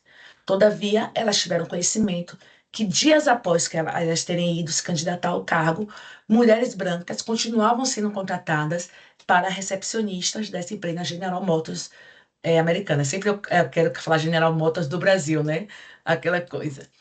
E elas foram para a justiça falando, nós sofremos racismo porque existiam as vagas e sequer analisaram o nosso currículo e falaram que não existiam mais as vagas. E nós temos provas que as duas mulheres negras, ou brancas, foram contratadas em momento posterior às nossas entrevistas. A General Motors trouxe em sua contestação falando, não, elas estão erradas. Primeiro, que não existe machismo em nossa empresa, vez que nós temos no cargo de recepção diversas mulheres trabalhando. E não existe também racismo em nossa empresa, vez que na linha de produção, e trouxeram a prova, nós temos diversos empregados negros. E aí, na justiça americana, julgou improcedente aquela alegação das mulheres. Todavia, nós precisamos olhar isso de uma forma interseccional. Foi a partir desse caso que a jurista Kimberly Crenshaw trouxe a questão da interseccionalidade. Quando nós olhamos apenas um dos aspectos e não de forma interseccional, não de forma entrecruzada, a gente acaba reproduzindo outros tipos de discriminação, múltipla e agravada. E ela traz justamente o exemplo das mulheres negras, que muitas vezes se encontram aqui, gente, nessa intersecção das ruas, pois elas são atingidas por diferentes tipos de discriminação, ou seja, diferentes tipos de tráfico que podem ser vindos de qualquer direção e, às vezes, ao mesmo tempo, de todas as direções. Porque se nós pegamos o exemplo de uma mulher negra, ela é atingida não só da discriminação do gênero, mas também da discriminação da raça. Então, precisa ser olhada a questão de uma forma interseccional, porque muitas discriminações, as categorias de raça, gênero, também de classe social, de sexualidade, elas se aditivam. Então, nós precisamos verificar que, muitas vezes, se a gente olhar apenas a questão da raça ou apenas a questão do gênero, nós vamos, aquelas pessoas que se encontram numa linha interseccional, elas sofrem múltiplas e variadas discriminações e acabam não sendo abarcadas, acolhidas na justiça. Então, esse termo de Kimberly Crenshaw foi trazida para o Brasil também pela antropóloga Carla Acaltirene, e a gente vem demonstrando, principalmente nas questões de mulheres negras, que são muitas vezes duplamente, às vezes triplamente impactadas por políticas que prejudicam mulheres ou negros de forma isolada. E eu gosto muito aqui desse slide que a gente traz aqui, ó, de forma ainda maior, mostrando que, em diversos aspectos, cotidianamente na nossa atuação jurisdicional, nós lidamos com isso. Pensando na perspectiva da Justiça Federal, imaginem uma mulher idosa, deficiente física, que mora numa comunidade quilombola e quer ter acesso à justiça, ou seja, longe do centro. Quantas questões, quantos aspectos a atingem e a impedem de ter acesso à justiça, né? A questão da raça, a questão da incapacidade, a questão da local, da distância que ela tem para chegar a uma jurisdição, e também a questão do etarismo. Então, nós precisamos ver a questão da interseccionalidade justamente ante a confluência de ruas, a confluência de aspectos que podem ser trazidos aqui. E essa questão é tão válida, é tão real, que hoje em dia nós temos estudos, né, da Atos da Violência demonstra justamente que mulheres negras, elas são as maiores vítimas dos feminicídios, dos homicídios no Brasil, bem como da violência doméstica e familiar, que foi justamente o caso que nós fomos tratar lá na Bahia, né, demonstrando que mesmo sendo de maiores classes sociais, nós, mulheres negras, continuamos sendo a mais atingida por diferentes aspectos. Eu vou deixar, antes do adiantado, Rafa, eu pedi para a Lu, ela colocou esse vídeo, é muito legal, porque ele fala da história de Kimberly Crenshaw e está no Moodle, certo? Para todo mundo poder dar uma olhadinha, dar uma visão. E se a gente traz justamente sobre questões de discriminação direta e indireta, eu quis trazer para vocês justamente essa distinção em casos que muitas vezes nós vemos na Justiça Federal. E isso foi muito legal na Infam, né? Quando eu fiz o mestrado, eu tive o prazer de conviver com colegas, né, de diferentes jurisdições, como a Rafa, que é a jurisdição federal. Eu sou, né, da estadual. Tivemos colegas da trabalhista, temos a Bárbara Ferrito, né, que ela na trabalhista, ela fala muito sobre a questão do assédio, sobre a questão da racialidade na justiça do trabalho. Então, eu trouxe alguns exemplos para vocês sobre forma de discriminação direta, né, que nós temos, por exemplo, dentro em assuntos que são ligados, né, à matéria tratada na Justiça Federal. Então, de forma direta, nós temos justamente, por exemplo, a recusa de atendimento prioritário à indígena quilombola em agência do INSS, vez que justamente a resolução 169 da OIT fala da questão da prioridade de atendimento desses povos, o indeferimento de benefício por a pessoa não parecer pertencer a uma comunidade tradicional. E isso é muito legal. Eu vou fazer, inclusive, depois, no final da aula, a propaganda de um curso. A Emerge vai fazer pela primeira vez, vai ser um curso inédito no Brasil. A Escola da Magistratura do Rio de Janeiro está fazendo um curso sobre a questão da proteção das comunidades tradicionais e quilombolas. E a professora Adriana Mello, né, a coordenadora, junto com a Alana Lobo, uma colega juíza do Tribunal de Justiça de São Paulo, que ela é juíza e advinda de uma comunidade quilombola e estuda em fundo essas questões, né, de povos tradicionais, e vai trazer um campo de professores enormes, Siddhartha, pessoas quilombolas para falar e para trazer a questão da visão de pessoas quilombolas, de comunidades tradicionais, que muitas vezes não têm acesso à jurisdição, né?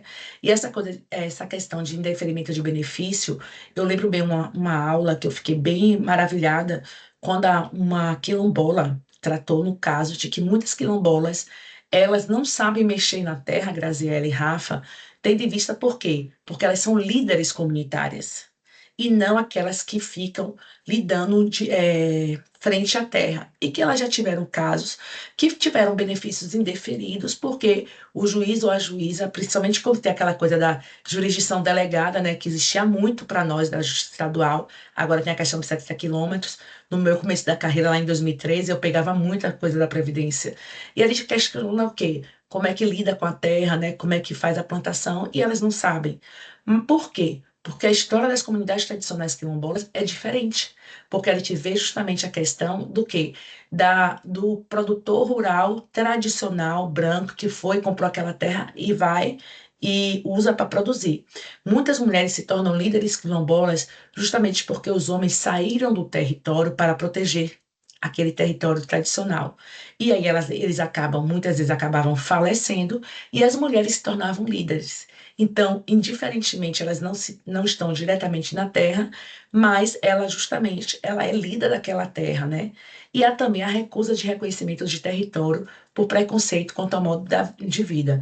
Principalmente, atualmente, quando a gente vê em grandes rincões, aqui no Piauí está acontecendo isso, né? Os produtores rurais estão crescendo nas suas terras, tentando chegar a locais, territórios tradicionalmente protegidos, né? E muitas vezes também existe a exigência de prova mais rigorosa para famílias negras rurais, que são as pessoas quilombolas, né? E a discriminação indireta, que é através justamente de critério prática que se torna aparentemente neutro, mas produz efeito desproporcional sobre o grupo protegido. Por exemplo, a exigência de título individual de propriedade de quem vive em regime de uso coletivo do território. Isso a Landa vem falando muito, Siddhartha Legale, professor da UFRJ, que também estará no curso da Emerge, vem falando que como é que vai se exigir um título individual, muitas vezes por desconhecimento nosso, por justamente não ter esse pensar na nossa formação inicial, né, durante nosso trabalho cotidiano. Então, muitas vezes a gente, né, somos levados para alguns locais sem ter o conhecimento sobre as comunidades quilombolas, as comunidades indígenas, né? A tentativa também de utilização de padrão documental pensado para o produtor rural individual e não para aqueles casos de famílias com economias familiares comunitárias. E a exigência de comparecimento presencial em agências distantes, né? Para fazer prova de vida, né? Para fazer verificação de alguma vulnerabilidade. Mas que bom que hoje nós temos, né? Tanto na Justiça Estadual quanto na Justiça Federal, as justiças itinerantes, né? Justamente tentando levar a justiça para todos, justamente tentando levar a jurisdição para mais perto, principalmente nos maiores rincões do país, como nós temos, inclusive, no nosso norte do nosso país. E existe também a questão de recusa de prova testemunhal em comunidades de tradição oral, e tem hoje em dia, foi lançado no âmbito do nosso Conselho Nacional de Justiça, um manual de oitiva de crianças de povos tradicionais, porque tem a questão de que, no caso deles, há uma previsão de você poder ser acompanhado pelo líder, tudo. Então, muitas vezes, por nós não termos o conhecimento, né, Rafa? Muitas vezes, discriminações acabam se acontecendo diante de situações de pessoas com grande vulnerabilidade. Então, esse olhar interseccional, esse conhecimento, como a gente sempre fala, de um país tão rico como o nosso, culturalmente tão diferente, é imprescindível para o nosso atuar jurisdicional. Aí eu falo, e por que a discriminação indireta é a mais difícil de se identificar? Eu digo que é justamente ante a aparência de neutralidade, né? E eu sempre falo, nós não somos neutros, nós temos nossos preconceitos, nossas ideias preconcebidas, mas a atividade jurisdicional exige de nós o quê? A questão da imparcialidade, né? Então, a aparência de neutralidade é porque justamente a norma não fala a questão de raça, gênero ou qualquer categoria, né? O problema está no efeito que isso se torna quando a gente vai olhar cada caso concreto, vez que a dinamicidade, a pluralidade de Brasis existentes leva à necessidade de se analisar caso a caso. Será que não é um caso de discriminação ou não? Nós também temos justamente a padrão de prova inadequado. Muitas vezes agora estão sendo supridos por pesquisas maravilhosas, como a que a Rafaela produziu, né? Para a gente ver como nós estamos utilizando, qual é o padrão de prova que nós, juízes, o Poder Judiciário, requer de mulheres, né? De mulheres, principalmente, que são as maiores vítimas do assédio, como Mariana trouxe aqui. Mariana, perdão, Maria, Rafa, porque eu estava com Mari até ontem, né? O padrão de prova inadequado, inclusive para demonstrar a situação de assédio, né? E justamente demonstra um impacto desproporcional sobre grupos vulnerabilizados. E quando a gente entra, nessa questão de assédio em si, eu costumo. Nós estávamos na Bahia falando sobre o protocolo de julgamento e perspectiva de gênero, e uma servidora, enfim, trouxe na parte que era só presenciar uma situação, né?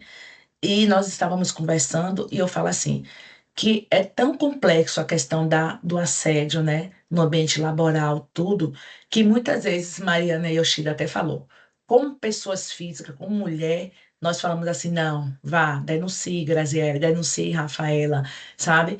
A situação que você está vivendo, tudo. Mas, como uma mulher atuante no sistema de justiça, nós precisamos sempre falar, mas você se prepare para o que está por vir. Porque a palavra da vítima muitas vezes é questionada, muitas vezes é levada. Será que se aconteceu desta forma que ela falou? Será que ela não ouviu demais? Será que ela não entendeu? E eu até, Rafa, achei bem interessante quando você trouxe justamente essa jurisprudência, mostrando que não precisa serem atos reiterados. Isso é imprescindível, porque muitas vezes um único ato, como o Felipe mostrou o caso que ele mesmo viveu como servidor, demonstra essa vulnerabilidade e que é um caso explícito de um assédio no ambiente de trabalho.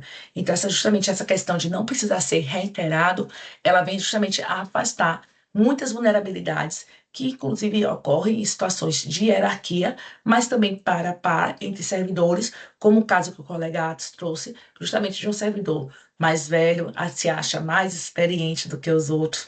Quantas vezes eu, agora, né, eu já tenho 14 anos, mas no começo, o servidor fala, porque na minha comarca, eu digo, então era do senhor, né? Então, desculpa por ter vindo para a sua comarca, mas a juíza diretora sou eu. Então, vamos agora que vai ser minha comarca, não só minha, porque isso daqui é um local público, nós atuamos como agentes políticos para a sociedade.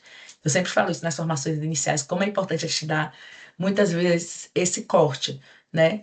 E que não somos tratados, não sabemos disso, né? Nem na formação inicial. Quando eu sempre falo, inclusive eu falei para a Marilena, como é importante ter uma aula sobre assédio na formação inicial, né? Porque até mesmo para saber os padrões que se comportam e que se apresentam no nosso cotidiano. E passando aqui, eu trago para vocês uma situação para nós refletirmos, né? Eu até, Mari, ou Rafa, eu ia colocar no Moodle, mas eu até falei com a Luciana, não estava conseguindo, ela até colocou um vídeo para mim agora.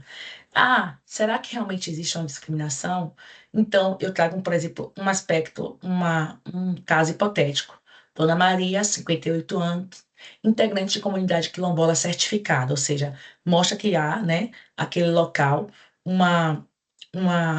aquela terra é chamada de uma terra coletiva daquelas pessoas que viveram naquela comunidade tradicional. Ela requer a aposentadoria por idade rural. Apresenta autodeclaração de segurado especial, certidão de nascimento na comunidade e carteira de filiação à associação quilombola. O juiz de primeiro grau indefere o benefício por entender que a prova é insuficiente, exigindo documentos formais de propriedade da terra. Gente, isso é um caso real, né? Que a Alana tem no estudo, demonstrando que muitas vezes é exigido documentos formais, mas se já há a comunidade quilombola certificada, então justamente demonstra que a falta de conhecimento sobre as comunidades tradicionais levam, né, à questão de discriminação. E no âmbito judicial, nós também temos diversos aspectos e diversas hipóteses. Por exemplo, nesse caso de uma técnica judiciária, ser de um tribunal, e toda vez que surgem vagas para funções de confiança, os selecionados são homens brancos, mesmo quando ela e outros colegas possuem a melhor qualificação. Então, nenhum edital proíbe candidatas mulheres ou negras. A seleção é descrita como critério de confiança pessoal do gestor. Então, sempre a confiança pessoal é daquele homem branco, cis, né? Enfim, que é o padrão comportamental que existe na nossa sociedade, numa sociedade machista e racista. E para justamente nós pensarmos, né, e como modificar isso, nós precisamos verificar todos os tipos de categorias vulnerabilizadas que nós precisamos ter conhecimento, estudar a fundo para que possamos mudar esse estado existente atualmente, né? Então, nós precisamos pensar nos fatores de raça, cor e etnia. Temos o Estatuto da Igualdade Racial, o Estatuto da Igualdade Racial, e hoje em dia nós temos o Protocolo de Julgamento de Perspectiva Racial, importantíssimo instrumento para todas as áreas, para podermos saber como melhorar nossa atuação jurisdicional, mudando aquela lente, né, de o homem médio, né? O homem médio que nós aprendemos na faculdade, né? No qual deveria haver justamente que não existe um homem médio numa sociedade tão múltipla como a nossa, né? A proteção de povos e comunidades tradicionais, que está inclusive nas disposições constitucionais transitórias da nossa Constituição Federal e também na Convenção 169 da OIT, que fala sobre a proteção das comunidades, né? A questão de gênero, a questão da igualdade trazida na nossa Constituição Federal, a Resolução 492 de 2023, que ensejou o Protocolo de Julgamento de Perspectiva de Gênero, a questão dos deficientes PCDs, a questão da origem, naturalidade e território que as pessoas estão inseridas, a questão de religião. Muitas vezes agora nós estamos tendo questões de racismo religioso, né? Inclusive, principalmente com as questões de religiões de matriz africana, violando tudo que é a igualdade e a questão do Estado laico previsto em nossa Constituição Federal. Também tem a questão do etarismo da idade e a questão de condições socioeconômicas e ruralidade. Como se provar, né, que aquela pessoa tem direito, tem que ter acesso àquele benefício, por exemplo, previdenciário, ou aquela prioridade de atendimento ante a sua condição socioeconômica ou de rural. E aqui eu trago justamente também mais algumas legislações que são marcos normativos, né, para a nossa verificação. E uma que todo mundo, as pessoas esquecem, é sobre a questão de determinação.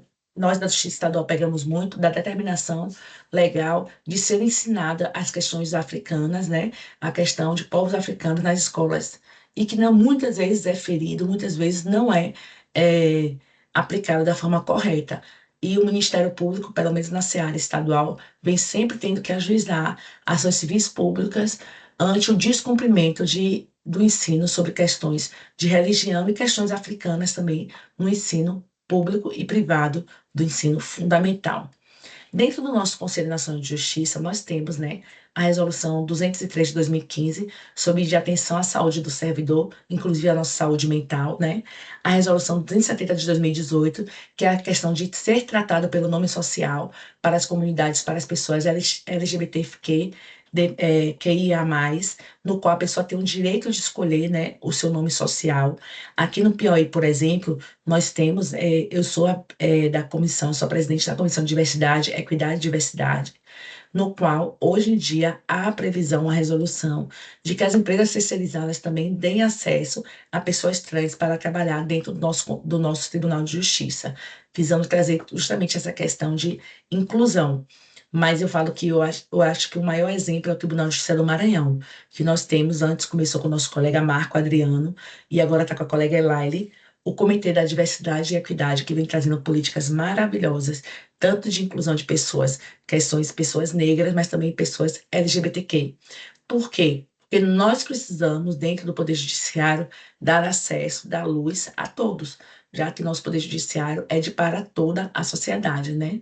Temos a nossa Resolução 351, que é de prevenção ao assédio e à discriminação, e duas que eu trago, que eu falo que é imprescindível, quando nós tratamos sobre a questão de assédio e discriminação, é imprescindível que nós, juízes e juízas brasileiros, servidores, todos nós que compomos o Poder Judiciário, temos um conhecimento aprofundado sobre os protocolos de julgamento de perspectiva de gênero e o protocolo de julgamento de perspectiva racial.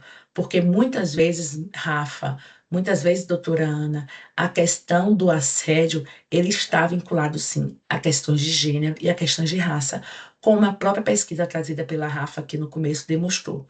Então, eu costumo dizer nos cursos que eu leciono que não é só um mero conhecimento para nós, e sim, eu entendo que todos os atores processuais, advogados, defensores públicos, membros do Ministério Público, precisam conhecer o protocolo de julgamento de perspectiva de gênero, que hoje em dia não é uma mera recomendação, né?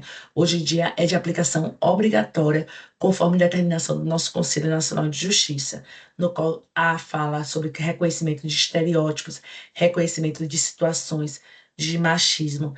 Nós precisamos mudar a lente, né? Como a Mari fala, a Mariana Yoshida, se a gente muda a questão da lente de gênero, nunca mais a gente vai conseguir desfazer, porque nós vemos como é imprescindível para analisar questões previdenciárias, questões do direito de família, do direito eleitoral, as fraudes e cotas de gênero que eu lido cotidianamente, como é preciso mudar essa lente de gênero e também nas comissões de assédio, né? Porque a mulher chega desacreditada. E aí eu gostei muito quando a doutora Ana falou sobre esse projeto de vocês, escutativa, né? Porque, por exemplo, aqui no Piauí, eu sei que a comissão de assédio sequer tem um local físico, né?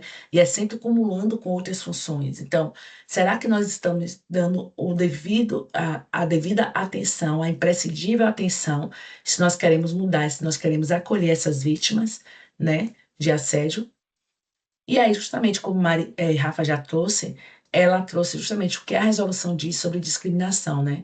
Então, ele traz justamente que é toda discriminação, toda distinção, exclusão, restrição, preferência, razão de cor, raça, etnia, sexo, orientação sexual, identidade de gênero, religião, crença, origem nacional ou social, condição socioeconômica, deficiente, outras características, que tenham por objetivo ou resultado anular ou restringir o reconhecimento, o gozo ou exercício de direitos.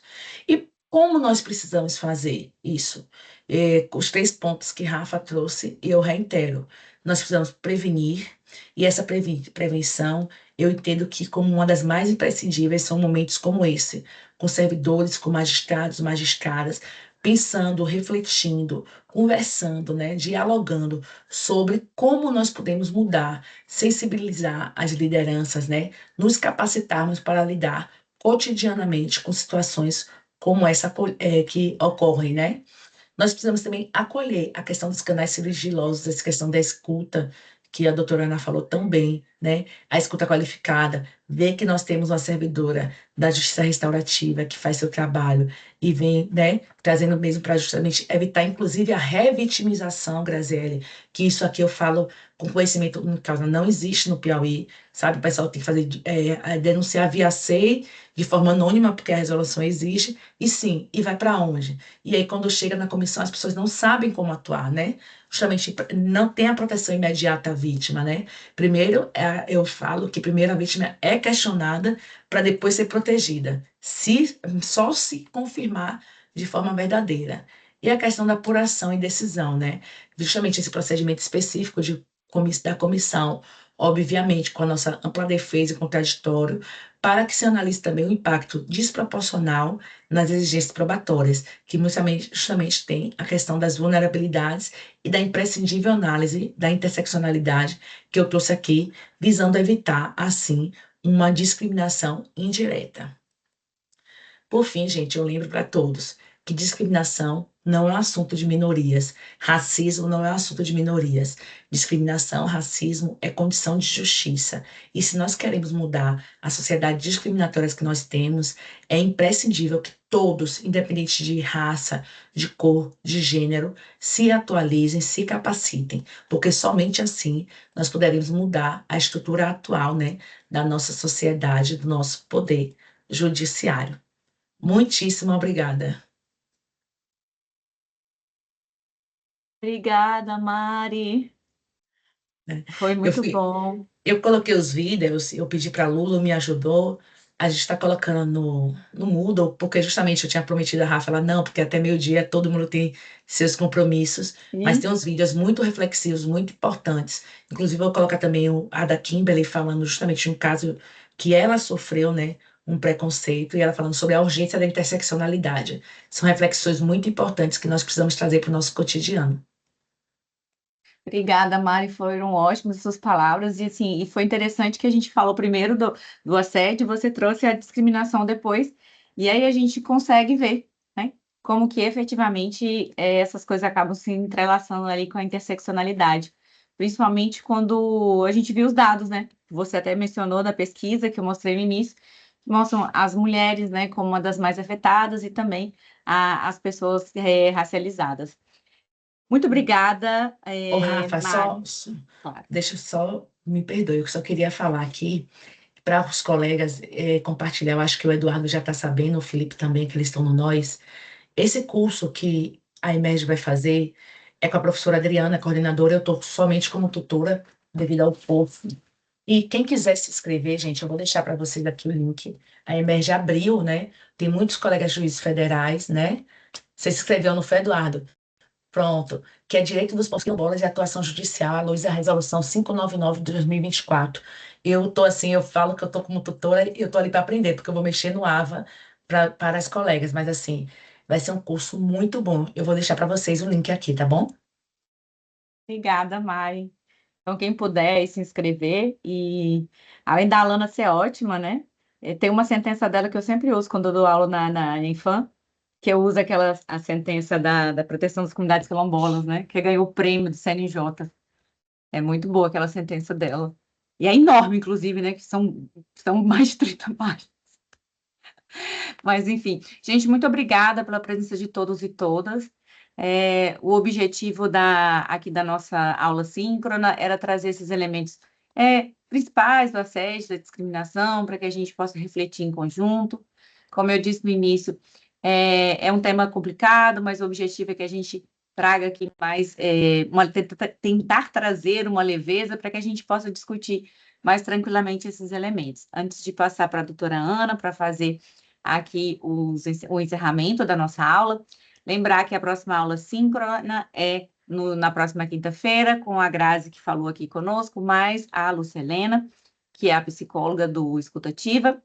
Lembrar também que a gente tem aquelas atividades que eu mostrei aqui no Moodle, que tem o nosso jogo, né? O jogo do assédio. Quem quiser fazer o jogo lá é bem interessante, tá certo? E estamos disponíveis aí no Moodle, também aqui no Teams, no WhatsApp, quem quiser fazer algum contato. E muito obrigada, doutora Ana, por favor. Bom, mais uma vez agradecer a Mariana, a Rafaela, por essa aula, agradecer a presença de todos e todas nessa nossa aula síncrona desse curso e esperando que todos aproveitem o curso da melhor forma possível, né? Com as aulas assíncronas, acho que ainda temos mais uma ou duas aulas síncronas, se eu não me engano, e espero que todos aproveitem. Queria também lembrar, Rafaela, da nossa pesquisa, né? A pesquisa da comissão. Está em andamento uma pesquisa da comissão sobre assédio, e é de extrema importância que todos preencham e que incentivem também os servidores das suas sessões judiciárias, enfim, a também a também participarem da pesquisa. Então, eu acho que a gente pode encerrar lembrando, eu não sei, Rafaela, se você tem aí o link da pesquisa, mas ele estava na intranet. Quando a gente abre ali o Teams, naquela parte que tem uns banners da intranet, o link da pesquisa estava lá. Então, se vocês puderem participar e compartilhar, a gente agradece, a gente da comissão agradece muito. Então, encerrando já ao meio-dia o nosso curso, eu não sei se a Rafaela ainda quer falar alguma coisa, mas podemos encerrar nossa aula e muito obrigada a todos. Boa tarde. Tchau. Boa tarde, pessoal. Obrigada. Boa tarde, tchau. Boa tarde. Boa tarde. Tchau, gente.